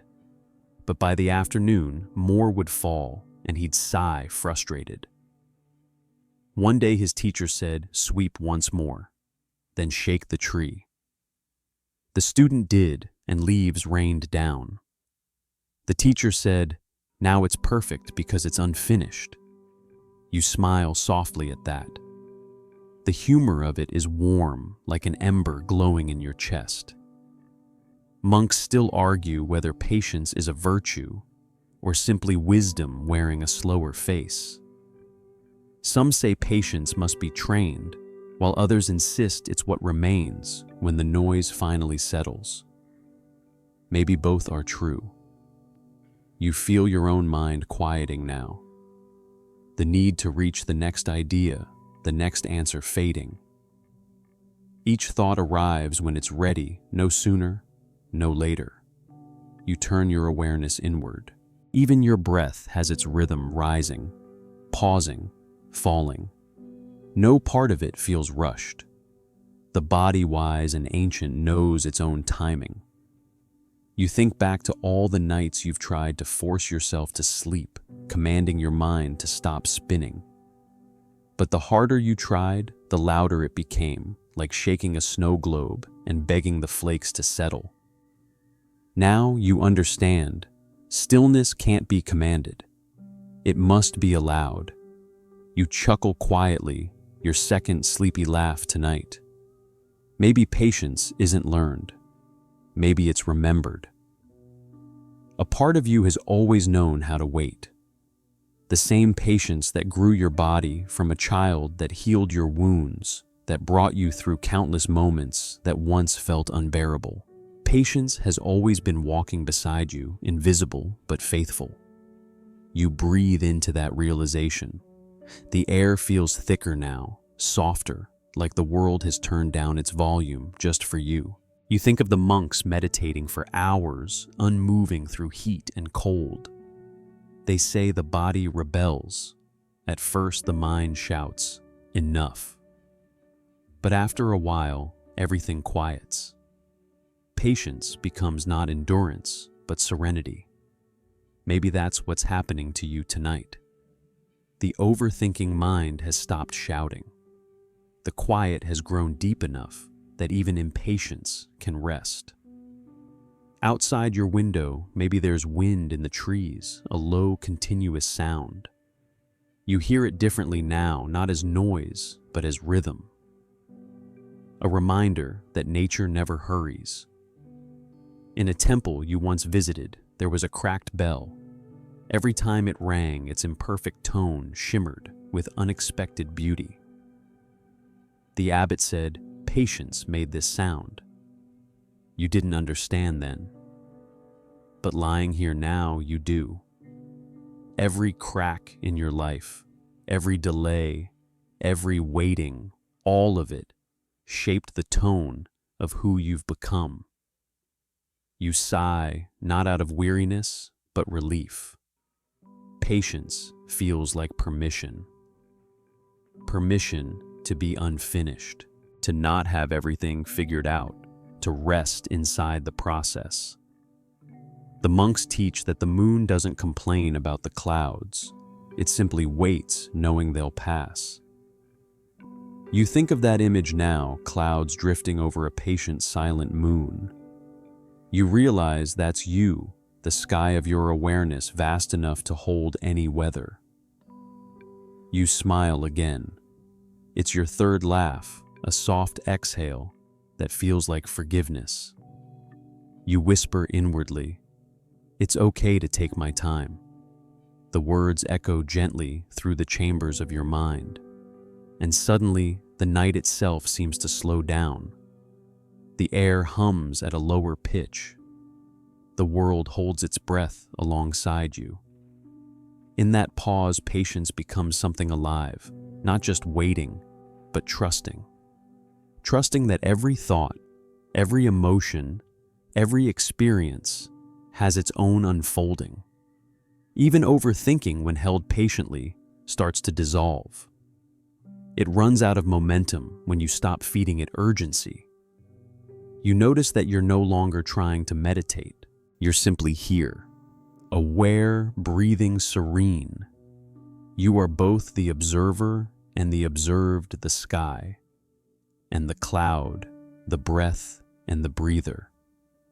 And in that soft unity, patience feels like love itself, vast, timeless, unconditional. You whisper to yourself, "No need to hurry. The moon is already rising." The phrase drifts through your consciousness like a lullaby. Everything is unfolding perfectly. Even this moment, even this breath, even this silence. Patience hums in the background of your being, steady, endless, true. You exhale one last time, long and slow, feeling the tension leave your body completely. There's nothing to wait for anymore. You've already arrived. The night deepens, and your breath settles into a slow, almost tidal rhythm. You are no longer counting the breaths, you are simply being breathed. The mind grows quiet enough that even thoughts begin to whisper instead of shout.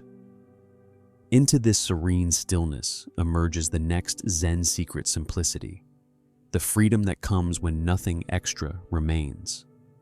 Simplicity isn't about owning less or doing less, it's about needing less. It's about discovering that the essence of peace has always been uncluttered. You breathe in, the air feels pure, effortless. You breathe out, and everything unnecessary leaves with it. Worries, roles, expectations, noise. There's a saying in one mountain temple, when the room is clean, even the moon feels closer. The monks believe that external simplicity mirrors the internal, that the act of clearing space, whether in a room or a heart, invites clarity. You picture your mind as a small wooden temple, dusty from years of thoughts. Each exhale sweeps the floor a little cleaner. Each moment of stillness lets in more light. You remember the story of a monk who carried a single bowl his entire life. One evening it cracked. The novice wept, but the old monk laughed softly and said, "Good. Now I can hear the sound of emptiness when I eat." Monks still debate whether that was wisdom or humor disguised as madness. But the lesson endures, sometimes breaking, is clearing. Cracks let silence sing through. You let out a sleepy laugh, your first for this section. Maybe that's me, you think. Just a cracked bowl learning to echo. The hum of your surroundings seems to deepen. There's space between sounds now, the soft pause before a creak, the silence between the fan's rotations. Even silence feels like company. You start to sense that life itself is simple when you stop narrating it. Overthinking complicates everything. It paints noise over quiet truths. But right now, the truth is plain. You are breathing. You are safe. You are here. That's enough. You remember how monks eat slowly, one grain of rice at a time. A tourist once asked, "Doesn't that take forever?" The monk smiled and said, "Forever is the taste. You let that linger. Maybe peace is hidden, not in the future, but in noticing one simple thing completely. The breath, the warmth of your blanket, the quiet pulse in your wrist." Simplicity is not the absence of depth, it's the absence of distraction. You breathe again, slower this time. The air moves through your nose down your throat, expanding your chest like a wave gliding to shore, then retreating gently. Every breath erases something small, a worry, a judgment, a leftover noise from the day. You realize how much you've carried unconsciously, not physical weight, but mental clutter, comparisons, plans, unfinished thoughts. You can feel them dissolve now, each one letting go of your mind like dust leaving sunlight. Monks call this shunyata, in motion, the emptiness that moves and breathes through life, unclinging, unburdened. You picture your thoughts as paper lanterns. You release them into the air, watching them rise one by one until the night sky swallows them completely. What remains is stillness and strangely fullness. You chuckle again, your second soft laugh. Because in letting go of everything, you realize you've lost nothing that mattered. The simplicity of being alive, breathing aware that's all that's ever been real. Monks tell a story of a pilgrim who traveled hundreds of miles seeking enlightenment. When he arrived, the master handed him a broom and said, "Sweep the garden." The pilgrim did for days, confused but obedient. When he finally asked for teaching, the master said, "The dust is gone. Look." You close your eyes, imagining your own inner garden, once tangled with thoughts, now still open, sunlit. Overthinking can't survive in simplicity. It thrives on complexity, on noise, on the need to control. But when there's nothing left to rearrange, the mind rests naturally. You whisper softly, "Less is peace." The phrase feels like an exhale, clean, freeing, honest. You let it repeat in rhythm with your breath. Less is peace. Less is peace. Less is peace. Even the words start to fade until only the meaning remains a soft presence at the center of your being. You think of the monks again, living with so little, one robe, one bowl, one mat, yet radiating joy like sunlight through leaves. You used to wonder how they could be so content with so little. Now you understand. They have everything because nothing owns them. Another small smile appears, your third laugh. This one, a soundless kind, just breath shaping joy. You're realizing that you too can live like that, even in the middle of a modern world full of noise. Simplicity isn't about where you live. It's about how gently you hold the moment. And right now, you hold it gently. The quiet is rich. The air feels sacred. The hum of the fan, the weight of the blanket, the faint beating of your heart, all part of a perfect simplicity you once overlooked. You breathe one last time, feeling the inhale expand like light, and the exhale wash everything clean. You don't need to chase peace anymore. You've decluttered your way into it, and somewhere in that vast stillness you sense the faint echo of temple bells calling you inward. They're not summoning effort, they're inviting you to rest in the simplest truth of all: you are already whole. The night stretches deeper, and the silence thickens like a soft mist. You are floating now, gently between waking and dreaming, aware enough to listen, calm enough to simply be. This section reveals the next Buddhist secret: gratitude, the light that turns everything sacred. You take a slow, steady breath. Inhale, the cool air enters your chest.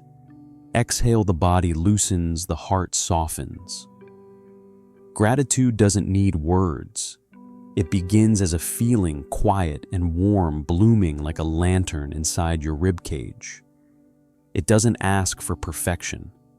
It awakens presence. A monk once said, "When you know how to be grateful, you already live in paradise." You let that sentence echo through your breath. It's easy to forget how much you already hold this body that breathes these eyes, that see this heart, that beats faithfully through storms and stillness. Tonight you begin to see it again, not as an idea, but as a direct experience. You breathe in the miracle of air entering your lungs, invisible, yet life-giving. You breathe out, thanking the air, the trees, the unseen world that keeps you alive. You feel your heart, a steady rhythm that's been with you every moment, even when you forgot it was there. You whisper silently, "Thank you." Gratitude doesn't mean denying pain. Monks bow to the rain as well as the sunshine. They thank the thorns as much as the petals, because each teaches them something about being alive. You picture yourself bowing inwardly to your joys, your mistakes, your losses, your lessons. Each one a teacher wearing a different face. A soft warmth spreads across your chest as you realize even your hardships shaped your compassion. Even your moments of confusion made space for clarity. You let gratitude deepen. It stops being a thought and becomes a sensation, like a glow that fills your body from the inside out. In the monastery, there's a dawn ritual where monks chant the words, "Thank you for another chance to awaken." It's simple but powerful. Even the smallest breath becomes sacred when met with gratitude. You remember a story of a young monk who struggled with constant dissatisfaction. He complained about everything: the cold water, the bland food, the hard floor. One morning, the old master told him, "Go sweep the path until you find something to thank." Hours later, the novice returned tearful. "Master," he said, "the stones hurt my feet, but they led me back." The master smiled. "Good. Then you found gratitude." You smile softly at the story, realizing that your own life has been like that path, sometimes uneven, sometimes cold, yet always leading you here to this exact breath, this exact peace. You breathe in slowly, letting your awareness travel through your body. You thank your feet for every step that carried you. You thank your hands for all they've created, held repaired. You thank your eyes for every sunrise, every tear, every reflection.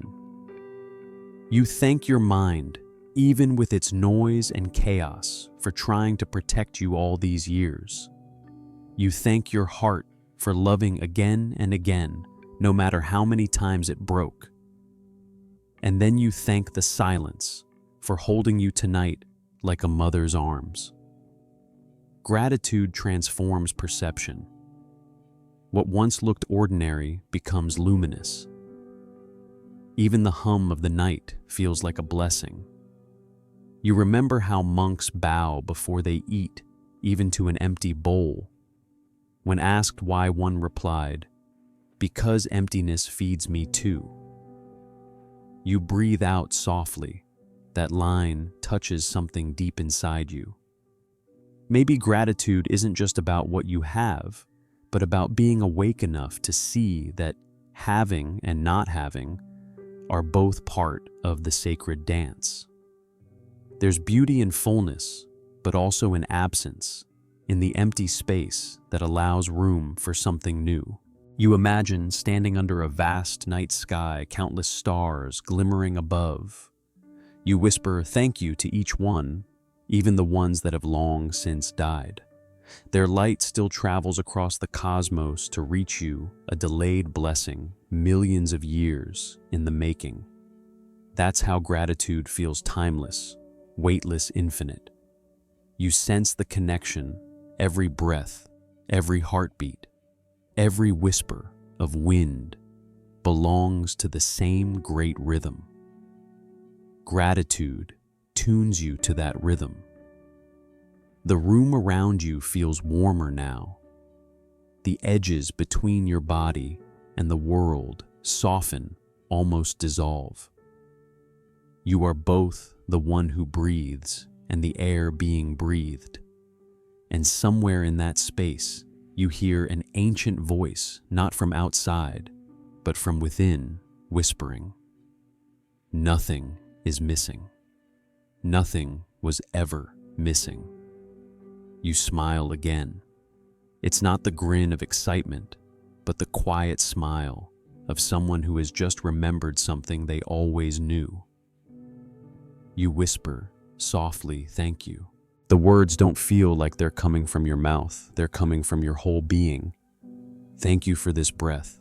Thank you for this night. Thank you for this stillness. Thank you for everything that brought me here. And as your body melts deeper into relaxation, you realize that gratitude is the seed of peace, the simple, steady heartbeat beneath all your searching. You no longer need to find anything. You only need to appreciate what's already here. The monks call this Ananda Mudita, the joy of appreciative presence. The joy that arises not from what happens, but from the awareness that anything is happening at all. The gratitude deepens into love, quiet, radiant, unconditional. You feel it spreading through your chest, into your shoulders, your neck, your jaw, your arms, your legs, every cell bathed in this soft golden awareness. And as you drift towards sleep, you carry with you the gentle mantra, "Thank you for everything. Thank you for this breath." Over and over until it becomes a lullaby one, the universe hums back to you. The world is silent now. You are safe. You are grateful. You are home. The night has grown deeper now, that velvety sacred stillness, where even your thoughts move in slow motion. Your breath flows softly steady as moonlight through bamboo. You've already touched the sweetness of gratitude, and now we drift toward the next secret. Acceptance, the art of letting everything be exactly as it is. You breathe in not to change anything. You breathe out not to fix anything. Just breathing, just being. There's an old ZEN saying the snow falls, and each flake finds its place. That's the entire teaching of acceptance in one line. Every moment, every emotion, every sound, every silence has its place. Even overthinking has its place, though it often tries to take the whole room. Tonight, you'll learn how to gently guide it back to its cushion, give it tea, and let it rest. Acceptance doesn't mean approval. It means stopping the inner war with what's already here. It's the moment you stop demanding the rain to stop falling and instead start listening to its rhythm. There's a small story told in a temple high in the mountains. A young monk once asked his teacher, "Master, how can I stop the storm inside my mind?" The teacher smiled, poured tea until it overflowed the cup, and said, "When the tea spills, do you hate the cup or the tea?" The student hesitated. The master continued, "Then stop hating the storm. It only rains because there are clouds." You smile at that, because it's true, isn't it? Sometimes your thoughts pour like that overflowing tea. You can't stop the mind from producing them, but you can stop judging yourself for it. You take another deep breath, slower this time, deeper. Feel the air entering through your nose, cooling your throat, filling your chest. Then let it go a little longer on the exhale. Each breath says, "This too belongs." Even the restlessness that sometimes keeps you awake, it belongs. Even the regret that visits you at 2 a.m., it belongs. Even the wish for peace, yes, that too belongs. Because the more you fight your mind, the more it fights back. The monks still debate whether enlightenment is a state of mind or simply the absence of resistance. One master once laughed, "When you stop arguing with the rain, you become the sky." You breathe again. A soft laugh escapes your lips. Maybe the monks were right. You remember a time in your life when you tried to control everything, the plans, the people, the outcomes. You carried the whole world in your head, as if holding the sky from falling. But eventually, something broke, not you, but the illusion of control. That's when acceptance found you, quietly, gently, not as surrender, but as understanding.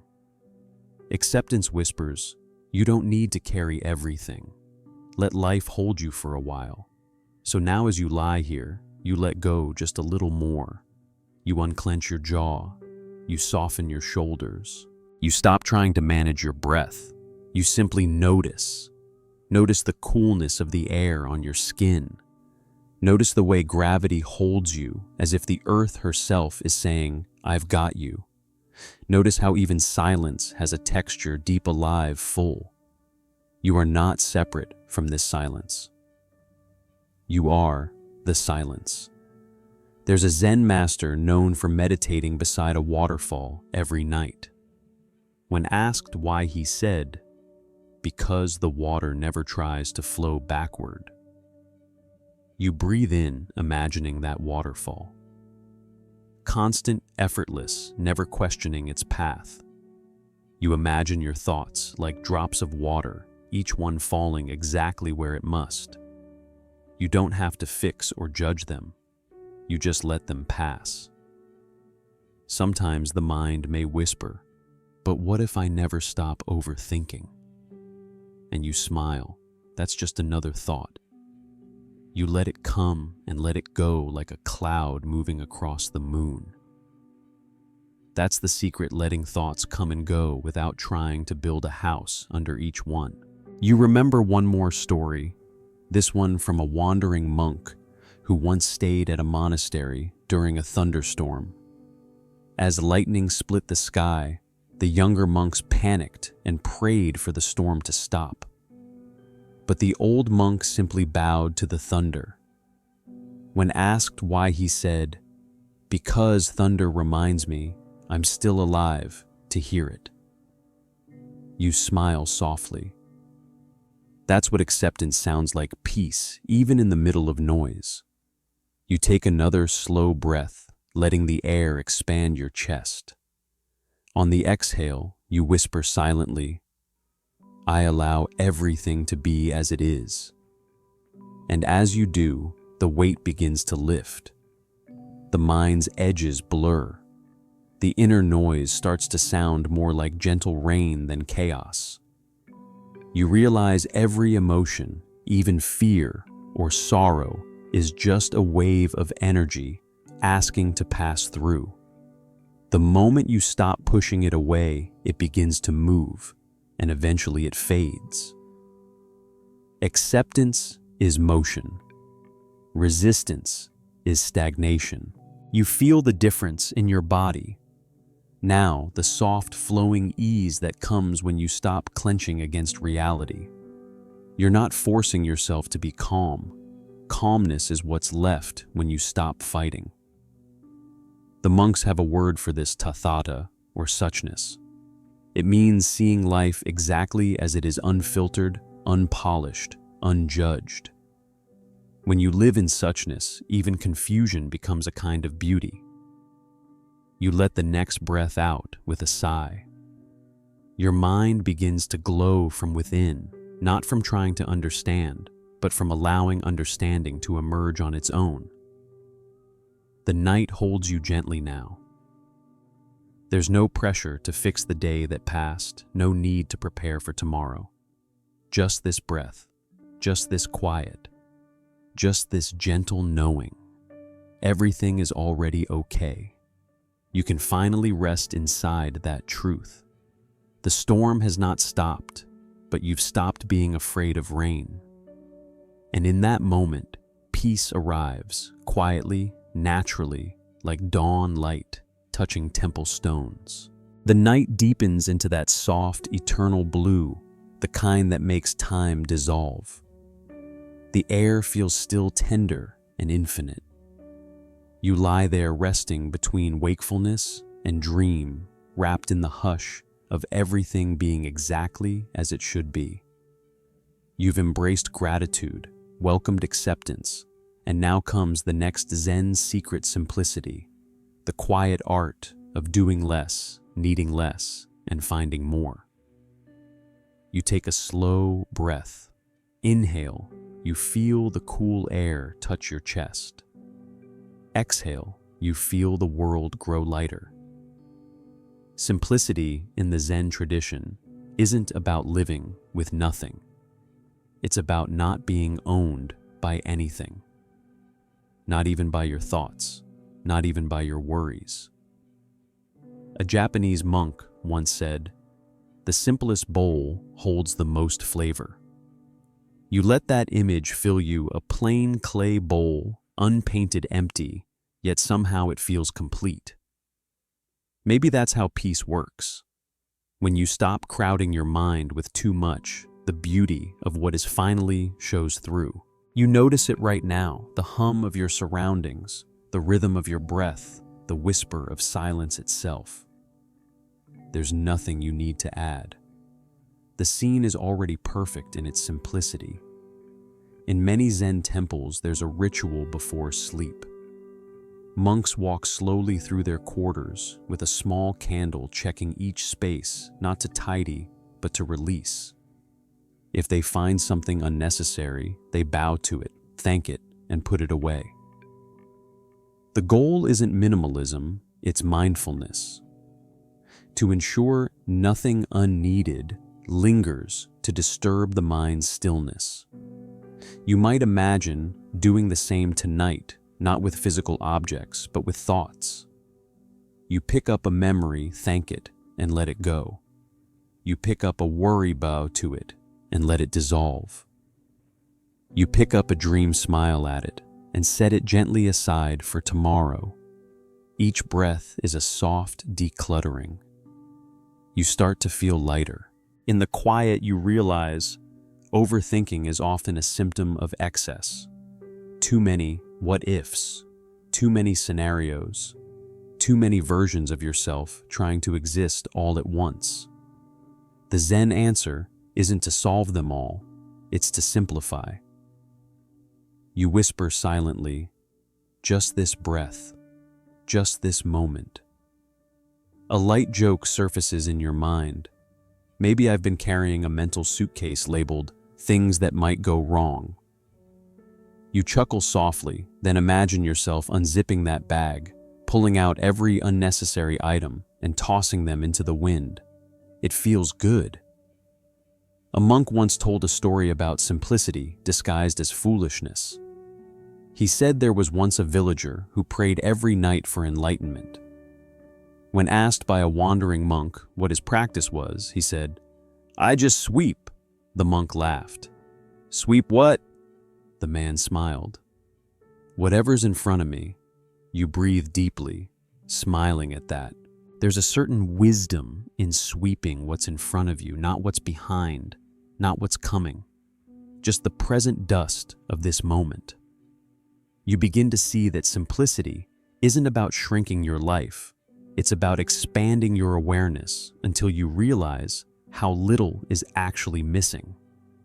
Monks still argue humorously whether simplicity is a discipline or a consequence of awakening. One once said, "It's both." You start cleaning your room, and then one day you notice the room was never dirty. That makes you laugh softly, a sleepy smile spreading across your face. Because maybe that's true of your mind too. Maybe all the clutter and chaos were just the illusion of busyness. Beneath it all, there's always been clarity waiting quietly, like calm water beneath ripples. You take a slow, deep breath. Inhale, you feel space. Exhale, you feel ease. You can almost see your thoughts now as tiny paper lanterns drifting down a stream. Each one glows softly, carries its message, and floats away. You don't chase them. You don't analyze them. You just let them drift. In Zen calligraphy, the character for simplicity is drawn with one continuous brushstroke, smooth, unbroken. The brush never stops, never hesitates, never returns to correct itself. It's not perfect, but it's whole. You feel the same flow within your breath, a natural, imperfect, effortless movement. Simplicity means trusting that movement. You don't need to plan your next breath. You don't need to measure your peace. You just let it happen. And when you do, everything becomes clearer. The mind feels like a freshly cleaned window, still transparent, full of light. You remember how monks eat slowly with full attention, savoring even the simplest meal of rice and tea. One once said, "It's not that rice tastes better. It's that I finally stopped tasting everything else at the same time." You chuckle again, the kind of laugh that makes your shoulders drop, that loosens your chest. You can feel how that applies to thinking too. When you focus on one moment, one thought, one breath, peace returns. The night holds you in quiet admiration. The air feels lighter, cleaner. Your senses sharpen, but your mind relaxes. You realize that simplicity is not a lack, it's a luxury. The rare freedom of not needing more than what's here. And what is here right now. The softness beneath you. The rhythm of your breath. The faint hum of life continuing. The steady heartbeat that says, "I'm still here." That's enough. It's always been enough. As you sink deeper into stillness, you sense how simplicity connects all the previous secrets: gratitude, acceptance, letting go. They're all forms of simplifying, all ways of returning home to the quiet center of your being. You take one last slow, loving breath, as if sealing this understanding into your body. You whisper softly, less to hold, more to feel. The air exhales with you, the night exhales with you. Everything softens, everything settles. The mind, once so loud, now hums with the serene silence of a temple bell fading into dawn. You've entered the heart of Zen, simple, awake, at peace. The night feels infinite now, a vast expanse of quiet that cradles you gently. Your body is weightless, almost floating, yet deeply rooted in the mattress beneath you. Every breath is a soft tide, and the mind, once frantic, is slowing to the rhythm of calm. Tonight, you touch the next Zen secret: mindfulness, the gentle awareness that frees you from overthinking. Mindfulness isn't trying to empty your mind. It isn't about forcing silence. It's the simple act of noticing, seeing what is happening now without judgment, without editing, without trying to control it. You inhale slowly. You feel the air move through your nose, glide down your throat, fill your lungs. You exhale and notice how the chest rises and falls. That rising and falling is mindfulness in action. A mundane act becomes extraordinary because you are present. The monks often say the present is always sufficient. There's a story of a wandering monk who sat under a cherry blossom tree every spring. Tourists asked why he sat for hours without doing anything. He replied, "I am counting the petals, but not in my head. I am counting them in my heart." Monks still debate whether mindfulness is learned or inherent. Some claim it requires decades of meditation, while others suggest that it can emerge spontaneously in a single breath when you simply stop resisting the present. You smile softly. Tonight you're practicing your own version. You notice the weight of your blankets, the subtle scent of the room, the hum of the fan, without labeling, without clinging. Just awareness. Your thoughts rise occasionally, as they always do. A memory here, a worry there. You observe each one like clouds drifting past a mountain peak. You do not chase them. You do not push them away. You merely watch. In a monastery in northern Japan, a novice once panicked when a bee flew into the meditation hall. He flailed and shouted. The master calmly guided him outside and said, "Even the bee is mindful. Notice its wings without wishing them gone." You breathe and picture the bee. It moves perfectly without interference, just as your mind can move without your compulsive control. Overthinking begins to feel optional, like a guest you no longer need to entertain. You let it float away, and in its absence, you notice the richness of this very breath. Each inhale feels full. Each exhale feels freeing. Mindfulness sharpens your awareness without effort. Even the gentle aches in your body are noticed without complaint, simply observed, acknowledged, and released. You remember an old anecdote about a monk who counted his steps during a long pilgrimage. Every step was just a step, nothing more. He reached enlightenment halfway up the mountain, not because of the climb, but because he was entirely aware of each movement. You feel your own steps now, the subtle adjustments of your body, the micro movements as you shift in the mattress. Every small sensation is sacred. Every soft sigh of air is a teacher. Mindfulness becomes a gentle stream carrying you effortlessly towards sleep. It's not a race, not a task, not a goal. It is simply the way of noticing without interference. You smile quietly, feeling a soft, warm laughter rising from the depths of your chest, the fourth laugh of the night. A private acknowledgement that you are fully present, fully alive, and fully free in this moment. You notice that your mind has started to quiet naturally. Thoughts still appear, but like autumn leaves on a pond, they float and fade without rippling your inner calm. Even the smallest sensations, the weight of your hand, the touch of the sheets, the faint hum of the room, hold your attention completely. This is the paradox of mindfulness. By noticing, you release. By observing, you allow. By being fully present, you rest fully. The monks call it sati awareness, that wakes you gently like the first soft glow of dawn. You feel sati humming in your body now, a quiet energy that steadies and soothes simultaneously. Your breath continues deep and slow. You are fully here, fully awake, fully relaxed.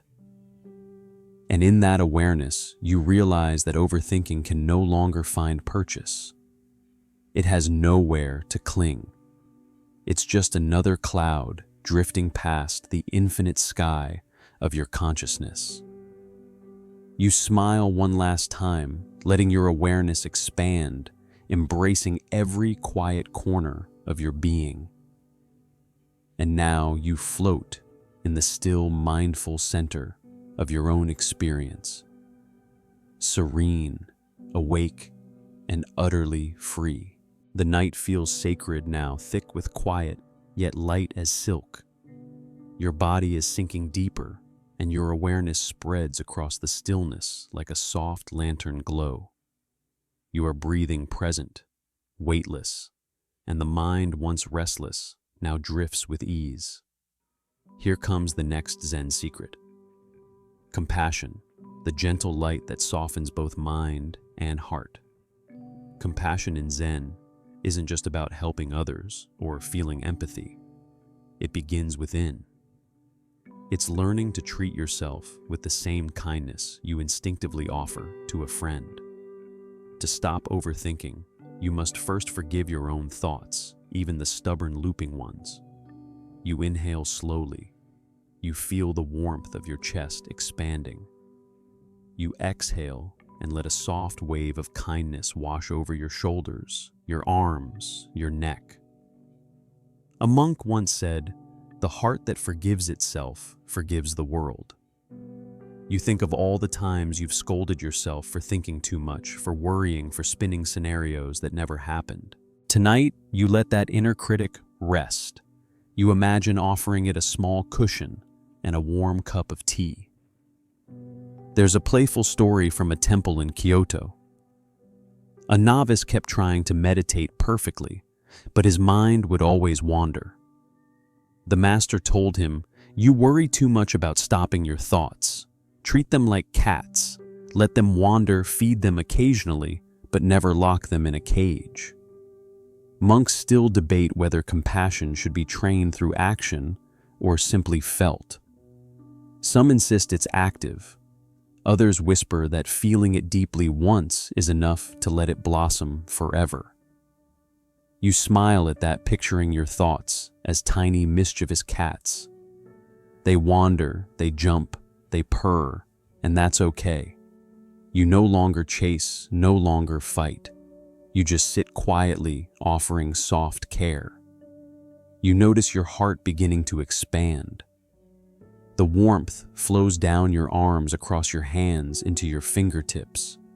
It travels through your legs, your feet, until your whole body feels embraced. And as your body softens, your mind follows. The loops of overthinking, once tight and loud, begin to dissolve. Compassion acts as a gentle salve, soothing the friction of restlessness. You remember a story of a monk who during a harsh winter gave his only blanket to a stranger. When asked how he survived the cold, he replied, "The warmth I gave returns to me tenfold." You breathe, noticing that compassion is like that it begins inward and spreads outward effortlessly. It doesn't demand effort. It only asks attention. Even your thoughts, the ones that spin and fret, deserve this gentle regard. You whisper softly, "It's okay. I forgive you." A soft laugh escapes you, your fifth of the night, light and sleepy. Humor and warmth intertwine here, reminding you that being gentle with yourself doesn't require solemnity. Compassion also connects you to the larger world. You sense the distant stars, the hum of life, the unseen hands of nature tending all things. Your mind can rest in that awareness that all life, all experience, all thoughts are held in the same vast web of care. Monks say that when compassion is truly felt, judgment dissolves. When judgment dissolves, overthinking no longer has a throne. Your breathing deepens. Each inhale draws in quiet love. Each exhale releases tension and self-criticism. You are fully present, fully kind, fully awake and calm. The night wraps you like a gentle shawl. Every thought is held lightly. Every worry is touched with tenderness. And in this space, your mind floats effortlessly free from the weight of expectation or the urge to control. You are the calm observer. You are the gentle caretaker. You are both the night and the soft glow within it. And in that glow, compassion becomes a steady, warm rhythm, a lullaby for both your heart and mind. The night is now a deep, velvety cocoon, and you feel yourself melting into it, a soft shadow embraced by stillness. Your body rests easily, and your breath flows as naturally as the river outside a distant temple. You've touched patience, simplicity, gratitude, acceptance, mindfulness, and compassion. And now the final secret emerges. Detachment, the freedom of letting go without resistance. Detachment is not indifference. It is not shutting down or ignoring life.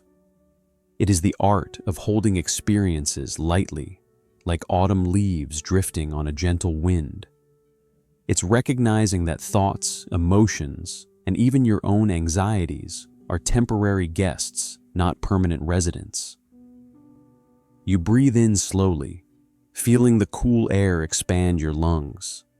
You exhale, and with it, the subtle weight of expectation begins to lift. There's a story in a mountain monastery. A monk was distressed over his failure to meditate perfectly. His teacher handed him a rock and said, "Carry this everywhere, but don't grip it tightly." The monk carried it for weeks, worrying constantly about dropping it. One day he realized he hadn't thought about the rock at all. It had become part of the rhythm of his life, without forcing his attention. Monks still argue whether detachment is a skill or a state of realization. Some teach it through meditation, others through paradoxes and koans. But all agree the moment you stop clutching the burden disappears. You imagine your worries now as tiny stones in your hands. You don't throw them violently. You don't clutch them tighter. You simply hold them lightly, observing their weight and texture. Then, without effort, you place them down on the soft earth of your awareness. Even overthinking, once insistent and loud, begins to drift away. Each thought becomes a feather, a leaf, a whisper. You notice it, acknowledge it, and allow it to pass. In one temple, a master told a story of a novice who cried over spilled water. The master said, "Water returns to its source. So too does worry. You inhale deeply, imagining the worries flowing down a serene stream, leaving your mind unburdened. You exhale, feeling a lightness spreading through your shoulders, your chest, your limbs. Detachment is the gentle permission to stop holding. The mind can wander, but it doesn't need your grip. The heart can ache, but it doesn't need your resistance. A soft smile forms as you recall a tale of a monk who meditated under a tree. Birds landed on his shoulders. Insects crawled across his lap. He did not move. When asked why, he replied, "I am not attached to what comes or goes." Your own mind begins to mimic that serenity. Thoughts arrive, then depart. Emotions come, then drift. You are the observer, spacious and unshaken. Even your body, once tense, now mirrors this detachment. Muscles relax, jaws unclench, shoulders sink, and the spine elongates with effortless grace. You whisper softly to yourself, "I let go. I allow everything to flow."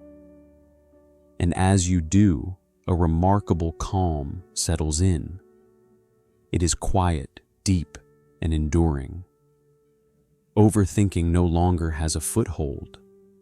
The mind floats freely in vast, clear awareness. The air feels warmer now, lighter.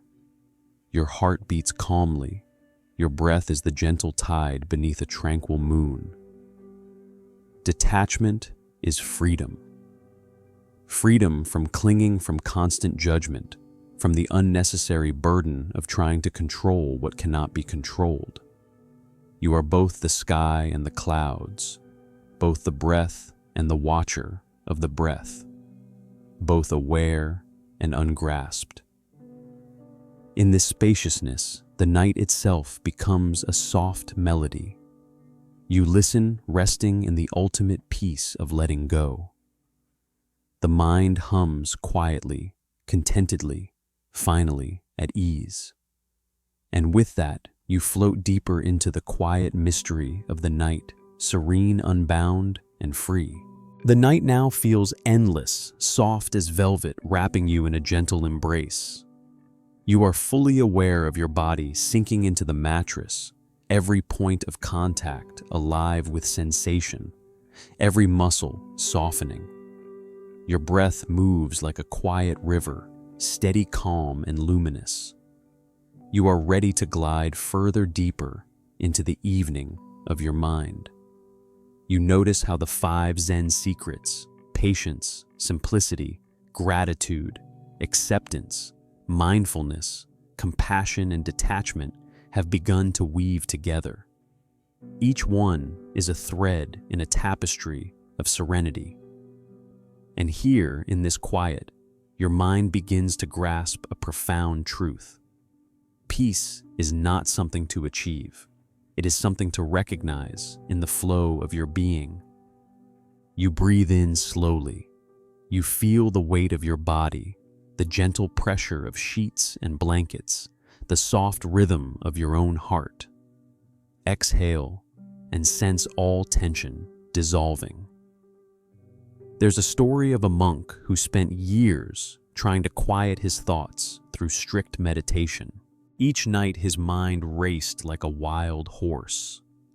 One evening, exhausted, he sat under a tree and simply watched the sunset. He noticed the colors, the fading light, the warmth of the air. And then, just like that, his thoughts settled not by force, but by presence.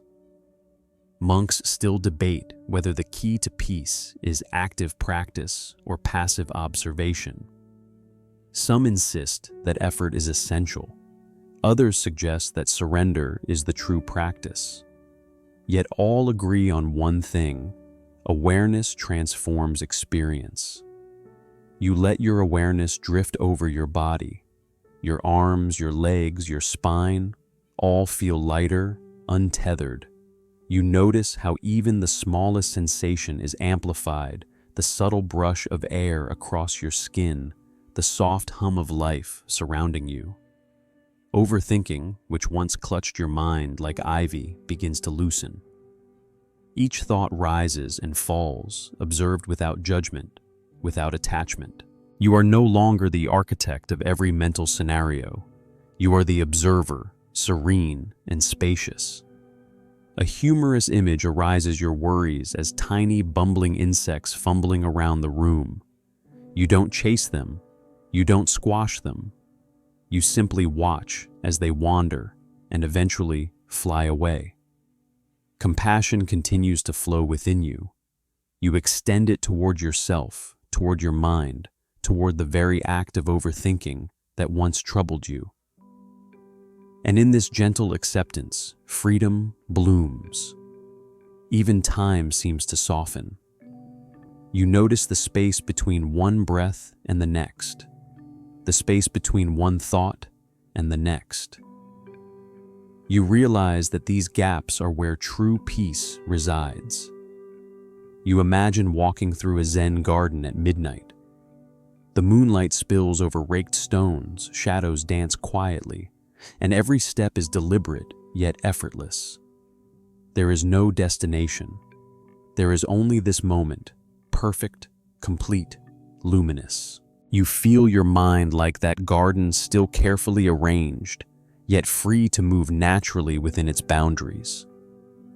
Monks say the final secret of Zen isn't a technique. It's a state of mind where effort disappears, yet everything flows, where you are fully present, fully aware, fully at rest. You breathe in one final deep, expansive breath. The air fills you completely, nourishing body and soul. You exhale slowly, releasing all remaining tension, all leftover noise, all clinging thoughts. You are ready. The mind is quiet. The body is calm. You are free.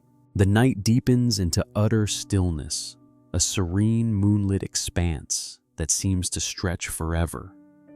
Your body feels weightless, yet anchored in comfort. Every breath is a gentle wave flowing through you, soft, unhurried, and luminous. You have wandered through patience, simplicity, gratitude, acceptance, mindfulness, compassion, and detachment.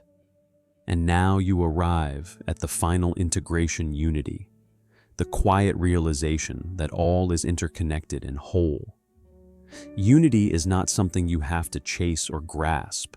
It's a recognition, a gentle awareness that your breath, your thoughts, your heartbeat, and the world beyond your walls are all part of the same flowing current. You inhale slowly, feeling your lungs expand with life itself. You exhale, sensing the gentle connection of your body to the night. There's a story of a monk who, during meditation, noticed the wind rustling through the trees. He realized that each leaf, each gust, each falling petal was part of a single rhythm, a melody in which he too was a note. Monks still debate whether unity is an insight or an experience, but most agree it can be felt in the simplest awareness of now. You picture your thoughts as droplets in a vast lake. Each droplet moves individually, yet merges seamlessly with the water, creating ripples that touch every corner of the surface. You do not hold the droplets, you do not push them away, you simply watch the harmony of their existence. Compassion, mindfulness, detachment. All the previous secrets converge here. You see that overthinking is not an enemy. It's merely one wave in the ocean of consciousness. You do not resist it. You do not cling to it. You allow it to be, knowing it is inseparable from the calm waters beneath. A playful image comes to mind, a tiny cat balancing atop a floating lantern, moving delicately without fear. You smile softly. That is your mind now, aware, agile, yet peaceful. The air around you feels luminous, almost tangible. You notice the faint hum of life, your heartbeat, your breath, even the subtle vibrations of the room. You realize that these are not separate. They are extensions of the same vast, unified rhythm. Monks often describe unity as a bridge between solitude and togetherness. You are alone, yet not lonely. You are aware of yourself, yet aware of everything else. The boundaries dissolve gently like ink spreading in water. You exhale and whisper silently, "I am part of everything. Everything is part of me." And in this recognition, the mind releases fully. The loops of overthinking, the pull of worry, the tug of desire, all dissolve into a seamless stream of awareness. Your body is completely relaxed. Your heart beats steadily. Your mind hovers in the calm center of awareness, unbound and luminous. You imagine walking barefoot through a garden where moonlight touches every leaf, every stone, every petal. Each step is part of the earth, yet the earth is part of you.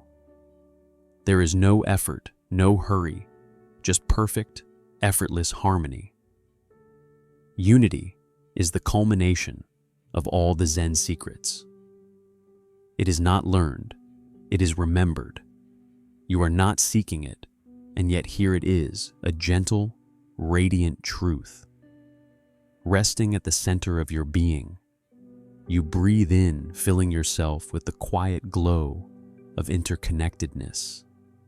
You breathe out, letting go of separation tension and the need to control.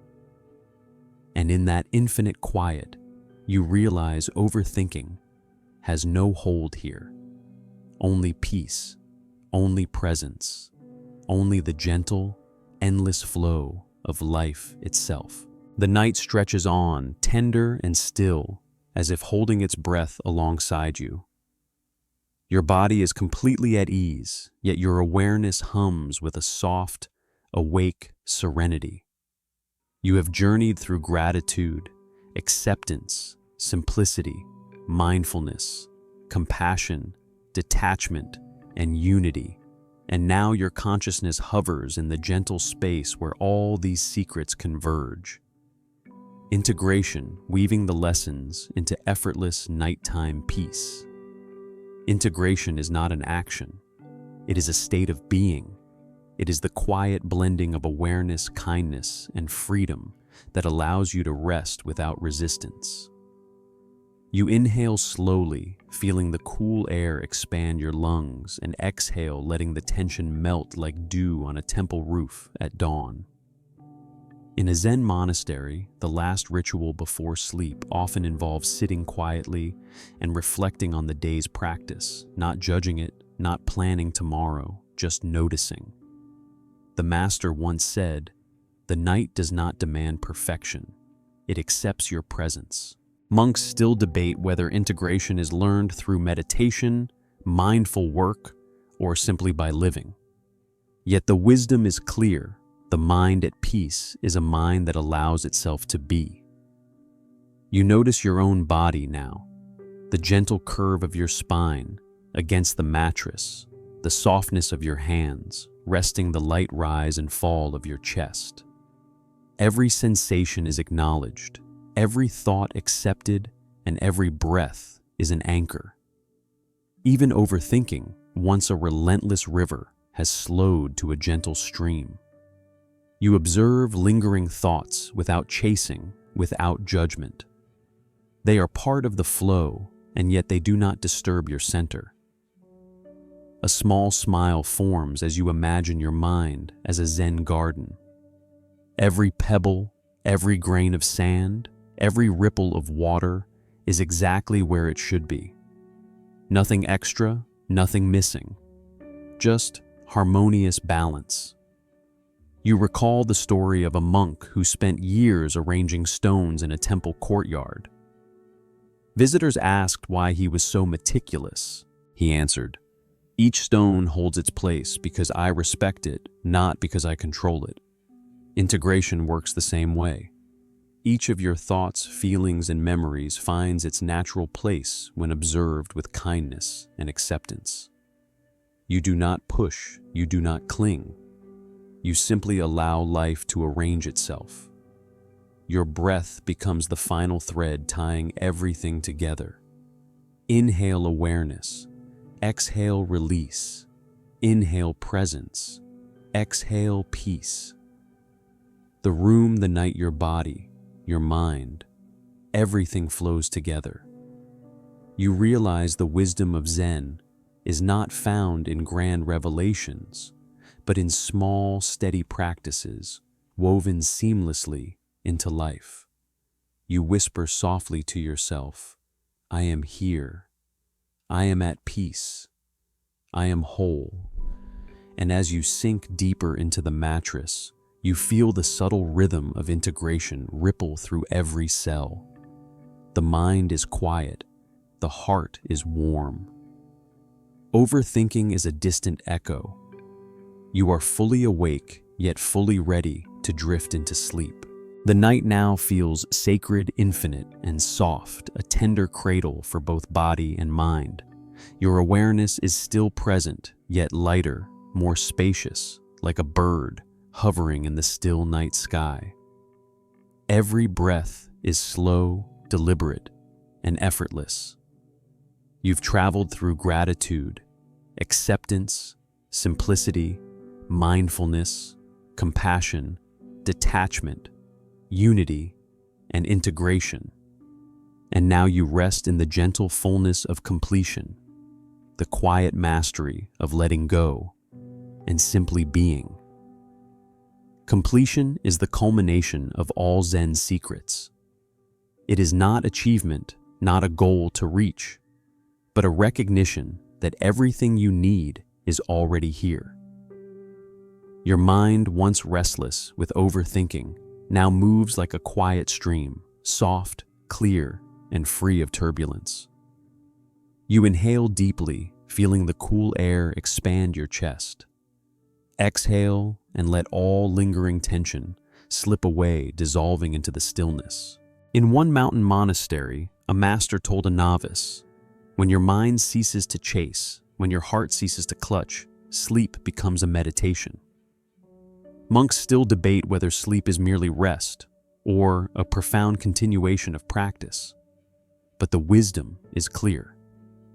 Peace arises when resistance fades. You notice how your thoughts, once insistent and loud, now come and go like shadows of clouds on the moonlit courtyard. They are acknowledged, yet unclaimed. You are neither the storm nor the calm. You are the observer of both. A soft, playful memory surfaces the monk who tried to catch a butterfly with a net, only to discover it rested on his shoulder all along. You chuckle quietly, the sixth gentle laugh of the night, letting the humor release any residual tension. Your body is fully surrendered, shoulders soften, jaw unclenches, limbs relax, and the spine elongates effortlessly. The room feels warmer, quieter, and infinitely safe. You feel the gentle rhythm of life itself, the heartbeat, the breath, the soft hum of night air, and realize all is connected. Compassion, mindfulness, simplicity, acceptance, gratitude, detachment, unity, and integration all merge here into a singular state, serene completion. The mind hums quietly. Overthinking, worry, and doubt have no foothold. You are awake yet ready, aware yet drifting. Your consciousness feels like the moon reflected on a still pond, luminous, serene, and unshakable. You whisper softly, I release. I rest. I am enough. And in this final embrace, the secrets of Zen are no longer separate teachings. They are your breath, your heartbeat, your awareness. They are the gentle current carrying you into deep restorative sleep. The night holds you completely. The mind is at peace. The heart is soft. You are ready to drift into dreams carried on the quiet, eternal flow of being. Now let the night slow even further. Each breath becomes a soft wave rolling gently across your body, lulling every muscle into ease. The weight of your eyelids is welcomed, not resisted. Your arms and legs soften, the spine sinks deeper into the mattress, and your heart beats steadily, calmly, like a distant temple bell. Imagine the moonlight filtering softly through leaves, dappling your room in serene patterns. The air is gentle, carrying the faint scent of incense and quiet earth. Even the faintest sound, a passing car, a creaking floorboard, the hum of your fan becomes part of this tender night orchestra. You are fully present. You are fully relaxed. The mind that once raced is now a calm stream reflecting stars in perfect stillness. Gratitude, acceptance, simplicity, mindfulness, compassion, detachment, unity, and integration flow together their lessons, settling softly like dew on petals. Picture yourself in a quiet garden. Every stone, every leaf, every ripple of water is exactly as it should be. You walk barefoot, feeling each texture beneath your feet, each breath a step toward serenity. Every sound, every sensation, every thought passes gently acknowledged and released. There is nothing you need to do, nowhere you need to go. You are held by the night, cradled in its infinite quiet. Even the last whispers of worry dissolve, leaving only the soft, luminous hum of presence. And as your awareness drifts like a gentle lantern across a calm pond, you breathe one final deep breath, sealing peace in your body, mind, and heart. Feel the full embrace of night, the tender lullaby of the universe, the gentle chant of life itself. You are safe. You are whole. You are free. Om Mani Padme Hum.